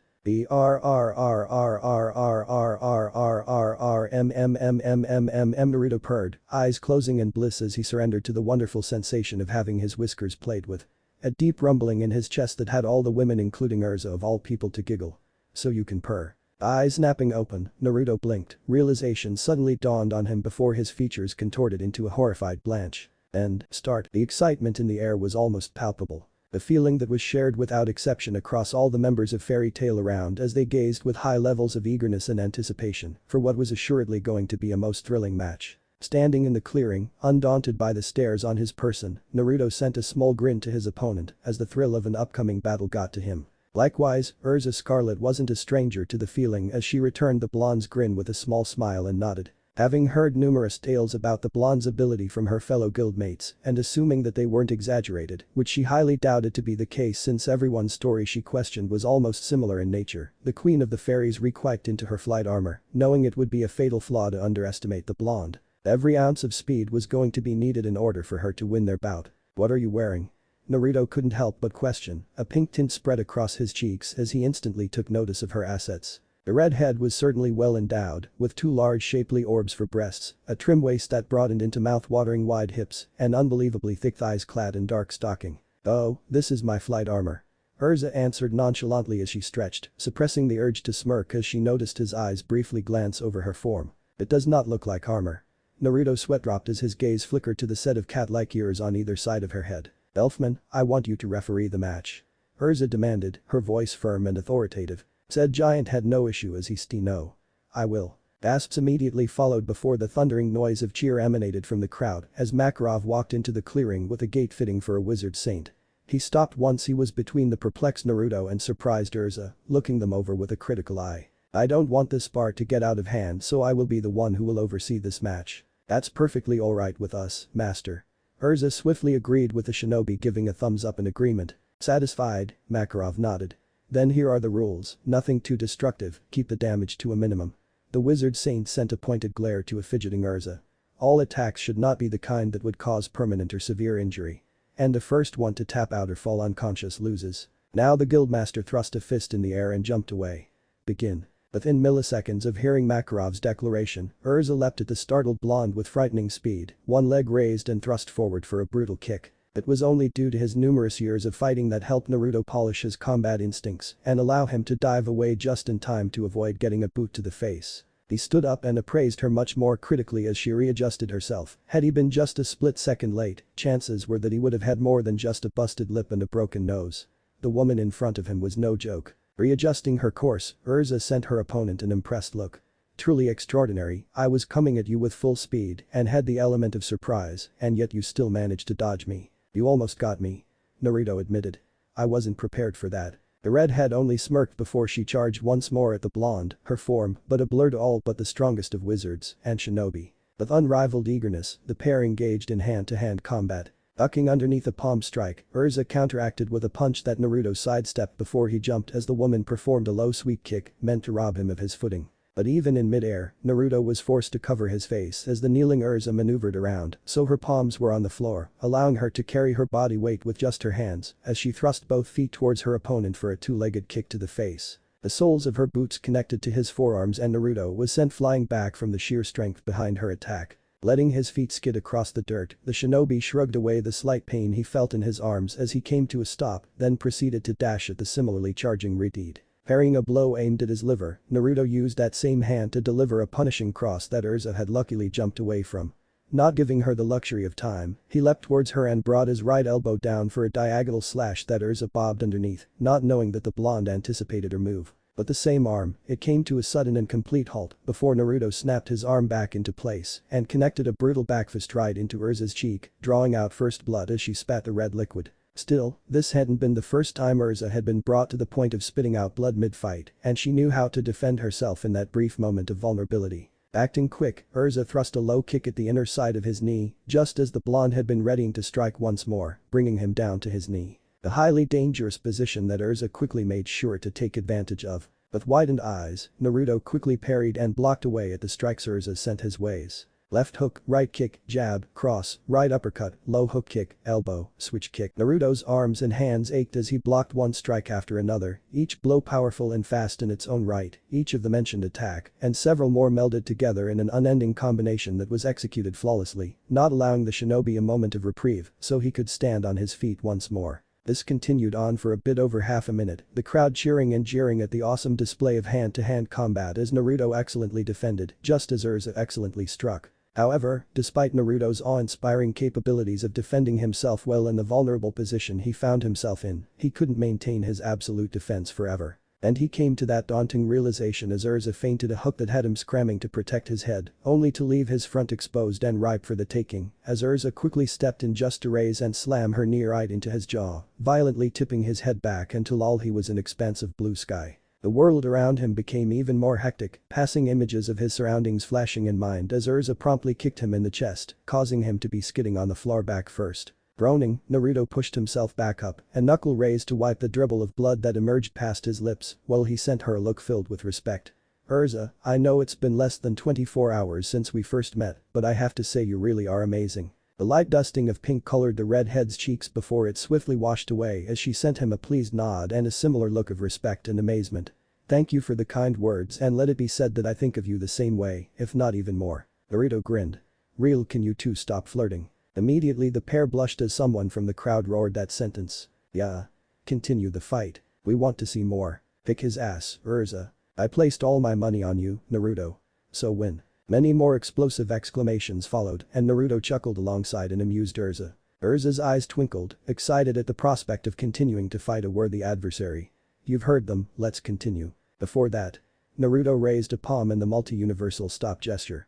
Let me just release the gravity seals weighing on my body, you certainly are more than deserving of fighting me without those pesky seals holding me back. Humming, Erza nodded and waited patiently, questions forming on the back of her mind and what was a gravity seal, even if she did find the name to be rather self-explanatory. Sighing contently, Naruto cracked his knuckles before sending the redhead a nod. Brimming with eagerness for more, Erza rushed in once more with incredible speed, entering his personal domain with the intent to draw blood. The flurry of quick and powerful blows were exchanged between the two as they struck, weaved, retaliated, and dodged the other's attack. To the eyes of the average user, nothing seemed to change as the pair seemed evenly matched as they traded blows. But to Makarov's experienced eyes perfectly capable of following their movements unlike the remaining of the spectators, the wizard saint could see just how much Erza struggled to keep up with the blonde, her every move and physical attacks, now all but inferior to Naruto's own beyond impressive physical abilities. Naruto didn't even seem anywhere close to being exhausted, while droplets of sweat clung everywhere around Erza's form, even his posture conveyed that even though he was fighting with great effort, he wasn't exerting himself nowhere as much as he had been earlier.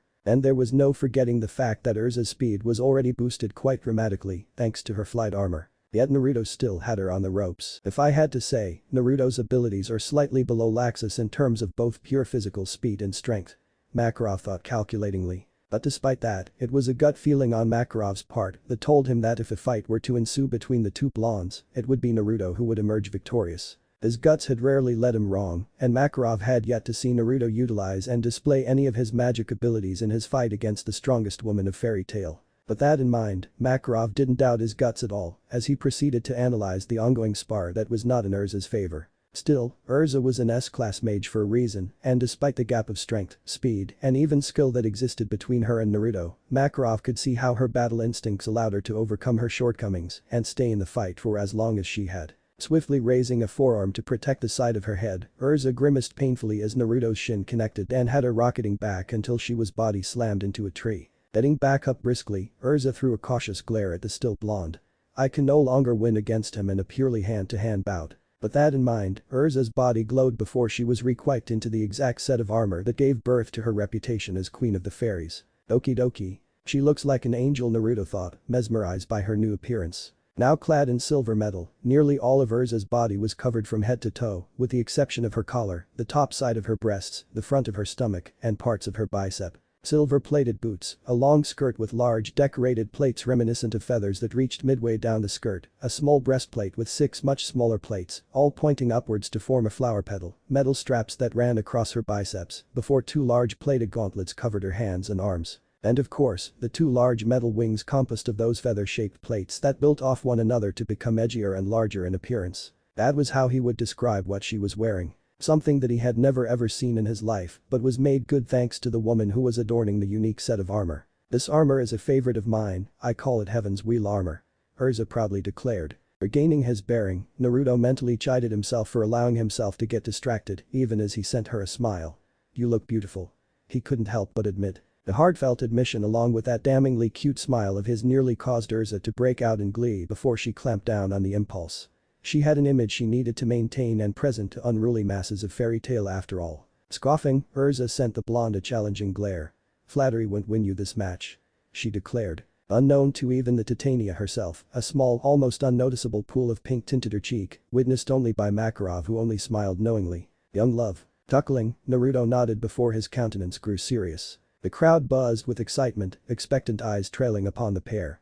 Suddenly, the shinobi's eyes slightly widened in surprise as dozens upon dozens of swords materialized in the open air, with 2 more appearing on either of the redhead's palm. Raising one hand in a silent display of challenge, Erza eagerly awaited his response. Naruto didn't disappoint. With a soft mumble of Cage Bunshin, exactly 100 clones appeared from thin air, much to the surprise of everyone present. The few seconds filled with silence and bewilderment passed by before the members of Fairy Tail roared with excitement. Erza smirked excitedly at the sight.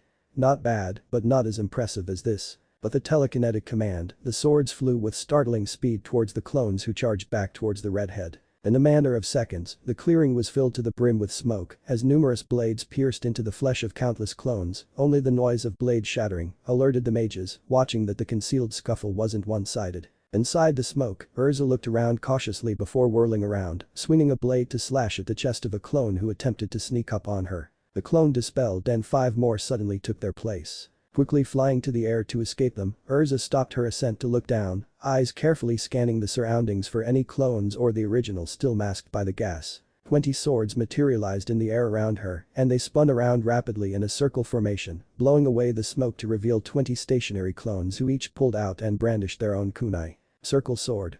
She thundered before her swords flew down with the intent to skewer. In one synchronous move, all the clones threw their kunais, forcing Erza to defend herself with her swords, dodging and weaving and parrying the numerous short blades with her own blades. One clone, far away from the rest, held a shuriken in hand and observed as his sibling clones not skewered by Erza's weapons, continued throwing their kunai as planned, allowing the sole clone to watch and wait for an opening to exploit against the scarlet-haired woman. There.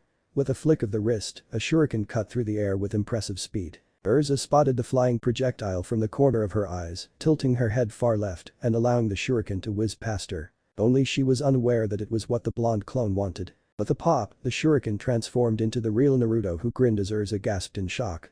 Taking advantage of her surprised state, Naruto grabbed her arm, spun her around before he hurled the retreat into the ground. Boom. Groaning in pain, Erza cracked a blurry eye open and attempted to sit up just to feel a razor-sharp metal on her skin. A few seconds passed before her side eventually steadied enough for her to know her predicament. "It's my win," Naruto said with a small grin. Erza chuckled and nodded as the blonde repocketed his short knife into his pouch. "Indeed, you have won our bout and I thank you once more for humoring my request." The shinobi only smiled in response as he stood up, offering a hand to the Titania who accepted and was pulled to her feet. "And the winner is Naruto Uzumaki." The crowd, silent and stunned for the last minute, broke out into an ear-deafening cheer as Makarov announced the victor. Before Naruto or Erza could utter a word, they were suddenly swarmed as everyone rushed in to congratulate them on a well-earned fight. Amid the incomprehensible noise and screams around, a bellow pierced through the air. "Fight me, Naruto." The shinobi sighed before his eyes zeroed in on a head of pink hair. "Fine, but wait a week then we'll fight." Nearly everyone cheered with Natsu pumping a fist in the air, excitement surging within him at the prospect of fighting a strong opponent. The same one who just beat Erza. Before anything more could be said, he and everyone suddenly cried out in surprise as they were all moved away several feet courtesy of Makarov picking them up with his enlarged hands. "You brats." A pulsing tick mark formed on Makarov's forehead. "Give the two of them some space to breathe." His admonishing tone and wrathful eyes immediately scared everyone into submission. "We're so sorry, master."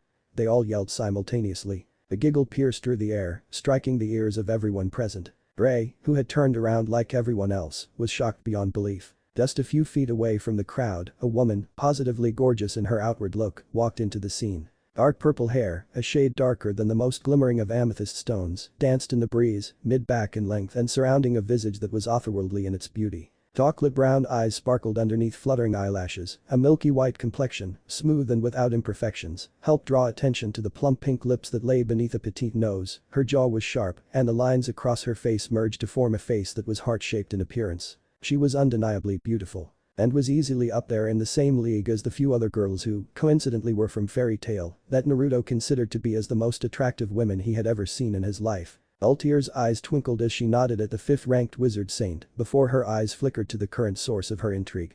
"Hello Naruto, may I call you by your first name?" Her voice, soft and melodious, retained a tint of seductiveness that nearly caused Naruto to blush on the spot. "I don't mind, but who are you?" Naruto questioned, gulping slightly as the woman, clad in a sleeveless white yukata that stopped at mid-thigh, strutted to him with a suggestive sway to her fertile hips. Letting loose another giggle, the councilwoman stopped once just a feet away from the blonde and laid a hand on her ample chest. "My name is Altier Milkovich and I have to say it's nice to meet you in person." That was an impressive match, by the way. Hearing her last name confirmed it, Gray at this point had no idea what to do. Suck was the shock that was going through his system. "How is this possible? I thought Master's daughter was dead." "Oh, thank you." Naruto rubbed the back of his head sheepishly and looked away on instinct, still not used to such earnest compliments. "Councilwoman Milkovich, what brings you here?" Makarov questioned sternly, posture tense as he professionally eyed the woman. Nearly everyone tensed in surprise at Makarov's admission. Councilwoman, everyone excluding a select few shuddered in horror. Altier smiled as she tossed her gaze to the elderly wizard saint before they snapped right back into the blonde's eyes. "To extend an invitation on behalf of the council to this handsome man," she announced while raising a hand to trail a finger across his jaw. Off to the side, Erza frowned at the display, gripped by the urge to beat and assert her dominance over this skank. The Redeed wasn't the only one who experienced the same impulse. Mira, Kana, and even Lucy felt the same bloodlust coursing through their veins, a bloodlust that compelled them to put the councilwoman in her place. Naruto nearly shivered at her touch, only the experience of having been put through only God knows how many brothels and strip clubs due to his pervy godfather stopped the blonde from being putty in Altier's hands. What do they want? Her small smile widened a tad, transitioning into something sinful. "To award you for your heroic work and to also make you a most compelling offer." The shinobi quirked an eyebrow. "And what is this offer, Altier?" "Nah. Altier playfully booped his nose. "That is classified and won't be revealed to you unless you are before the council in person." Makarov's eyes narrowed dangerously in suspicion yet remained quiet. As much as he wanted to interfere and shut down their offer, at the end of the day, the choice wasn't his to make. Seeing no harm in hearing them out, Naruto came to a decision. "Very well, I'll meet them." "Excellent. I am happy to hear that. Still, I know the prospect of standing before the council alone must be intimidating, so as a token of my trust, I'll allow someone of your choosing to accompany you if you'd like." "I'll do it." The surprised Naruto turned and locked eyes with a determined Mira, the one who made that declaration. Shaking off his surprise, Naruto gazed at her with concern. "Mira, are you sure? I don't want to burden you with this." Mira smiled gently at the blonde. "It would be my pleasure to come, Naruto. I want to come, if you'll have me. I have no problem with you coming with me, happy to have you actually. He replied in earnest. His response caused Mira to beam happily before she unintentionally locked eyes with Makarov. Words were exchanged telepathically between them before Makarov nodded in approval. Knowing that someone responsible like Mira, someone who he frankly thought was too intelligent at times for her own good, was going to be there to help Naruto. It helped Makarov put his nerves at ease. The guild master knew that he could wholeheartedly trust Mira to look after Naruto. Excluding Yajima, who he trusted explicitly, everyone else in the council he viewed with distrust. That included councilwoman Altair Milkovich. Perhaps he wasn't being fair to her, or to any of them for that matter. But countless interactions with them had successfully conveyed what kind of people they were, and it was laughably easy to deduce that the council would likely try to exploit or cage the young man who had saved his family and the people of Magnolia. Makarov would be damned before he'd let such a thing happen. Unknown to the wizard saint, Mirahin mirrored his thoughts to the letter. She didn't trust the council or the purple-haired harlot. She would rather die than do nothing as this Altair or the magic council try to take advantage of him. Seeing the knowing glint and the condescending smirk plastered on Altair's visage as she looked her way, Mirahin knew for certain that she wouldn't get along with this woman. 3 hours later. She called it. In fact, she understated what she knew to be factual. If Mirahin had to use 3 words to describe or sum up a woman known as Altair Milkovich, this is what she had in mind. A fucking bitch. Throughout the entire time she and her blonde friend had boarded a train to Era alongside the purple-haired woman, then had boarded a carriage. Altair had done only 2 things. Engage in conversation with Naruto and just Naruto, who began to warm up to her, and needlessly ignore or antagonize the cover model of Fairy Tail. Seeing Naruto converse with the annoying bitch, Mira had begun to feel the telltale signs of guilt at seeing Altair just behave as another woman. With that in mind, Mira tried to give her a chance by injecting herself into the conversation with them, only to be ignored or rudely rebutted against twice. The final icing on the cake was when Altair blew her a sarcastic kiss towards her in that brief moment that Naruto looked out the window. Naruto, bless his soul, had tried to include her in the conversation multiple times and tried his best to not let her feel ignored or neglected. His actions were something she had easily noticed and was grateful. That was probably the only reason why Mira still held her nerves and not exploded on the woman whose personality was shaped like a cunt. Despite her anger, Mira still managed to enjoy the trip thanks to her blonde companion, and as far as she was concerned, he definitely earned boyfriend points when he was considerate enough to try to include her in almost every conversation he and Altair had taken part in. Not that she was thinking of him as a boyfriend. Mira felt a warm fuzziness on her cheeks and quickly shooed away the thoughts before they could grow downright terrible. We've arrived. Altair announced. Exiting the vehicle within seconds, Naruto took a good look at the headquarters and had to admit that he was impressed with its design. It did look majestic. Now a 3-hour ride can be exhausting in its own right. Altair began to walk ahead, prompting Naruto and Mira to do the same. So I will lead you both to your rooms so you can get some rest until we reconvene in 2 hours for the meeting. Of course, you are more than welcome to explore at your leisure. They walked in silence, Naruto curiously looking around until they had finally arrived at their very temporary quarters. Gaze drifting to the blonde, Altair allowed a smile to creep on the edge of her lips as she stepped into his personal space, much to the barmaid's silent annoyance. Naruto, before I leave, I wish to inform you of the council's true agenda. Naruto crossed his arms. And what is that? They wish to make you a wizard saint. As expected, Mira immediately reeled back in shock at the admission. A wizard saint. The shinobi wasn't as startled by the reveal, simply waiting for her to continue. Altair nodded, her countenance serious as she eyed the two. On the surface, the reason is that they're filling the vacant position with someone who's powerful, reliant, and immensely capable. But there lies another reason for them wanting you to be a wizard saint, and it's so they can keep their eye on you. That doesn't surprise me. Naruto said with a frown. They haven't heard of me till recently, so it's obvious that they would want information on me. Knowledge is power and all that. That reasoning makes sense to me. Mira grunted before her gaze narrowed in suspicion. But why reveal this, Altair? Obviously there is a reason for why you'd inform us of this. Naruto remained silent, blue eyes expectantly locking onto a confident and mischievous brown. Eyes that sparkled with something that he couldn't identify. Raising a hand, Mira bristled as Altair flat out ignored her and cupped the right side of Naruto's slightly blushing face. It's because I want to be your friend, Naruto. Huh? Confusion washed over his embarrassment as he eyed her in bewilderment. Altair giggled as she retracted her hand. You see, I know the value of having connections, the right people can get you far, and I want that for the both of us. I see. The shinobi nodded in understanding. Well, in that case, from today onward we're friends. How delightful. The perplexed smiled, an upturn of the lips that was both dangerous yet seductive in its nature. I look forward to spending more time with you in the future, preferably without your friend or my colleagues in the council. Naruto returned her smile with a more genuine one. We'll make time. I'm counting on it. Altair purred, playfully patting his cheek before she walked away, stopping just to wink at the fuming supermodel before she resumed her departure. Waiting until that dreadfully annoying woman was out of sight, Mira turned an incredulous gaze to the shinobi. You're not actually taking her seriously about being her friend, right? I am. Naruto. She called his name exasperatedly. She is most likely going to try and use you. I know that there is a large possibility that she will try. Naruto admitted. But there's no knowing for certain if she's the kind who would try and take advantage of others, so I owe it to her to give her a chance. Mira felt her anger begin to swell, a result of having to endure the presence of that bitch for 3 hours, and her concern for the blonde and how he was needlessly inviting danger.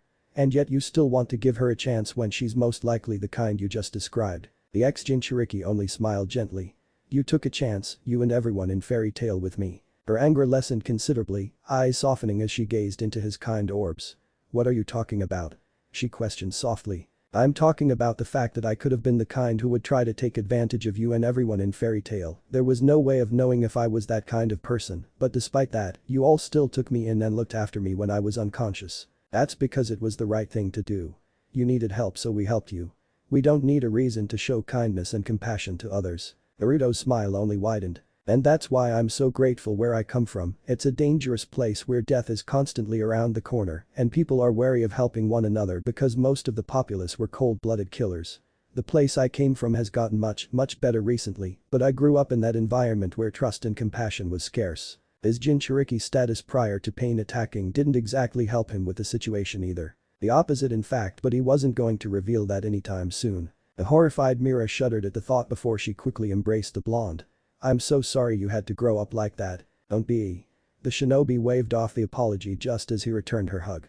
That kind of environment only made me more grateful for when I met you guys, people who would show unconditional kindness to others without a thought in mind. Pulling away from the hug so he could see her face, Naruto held her hands in his grip. I know I've already thanked you all, but please let me do it again. Taking a moment to collect himself, he continued. Thank you for showing me so much kindness and mercy when so many wouldn't have. I am beyond grateful. Squeezing her hands, Naruto smiled gratefully at the beaming model. And thank you Mira for also coming here with me, I really appreciate the fact that you're looking out for me. Just like that, any lingering irritation was extinguished away as Mira turned away from him, unable to wash away the biggest smile that appeared on her features. You're welcome. She voiced softly. The comfortable silence descended on the pair before the blonde's stomach suddenly rumbled much to his embarrassment. Would you like to join me and find a place to eat? I'm starving. Naruto sheepishly admitted. Mira giggled. Sure. And? What if Rinnegan Naruto in Fairy Tail? Thanks for watching my video till the end. If you enjoy this content, then do consider subscribing to my channel and leave a like if you guys need the next part, comment down, and thanks for watching the video and see you guys in the next video.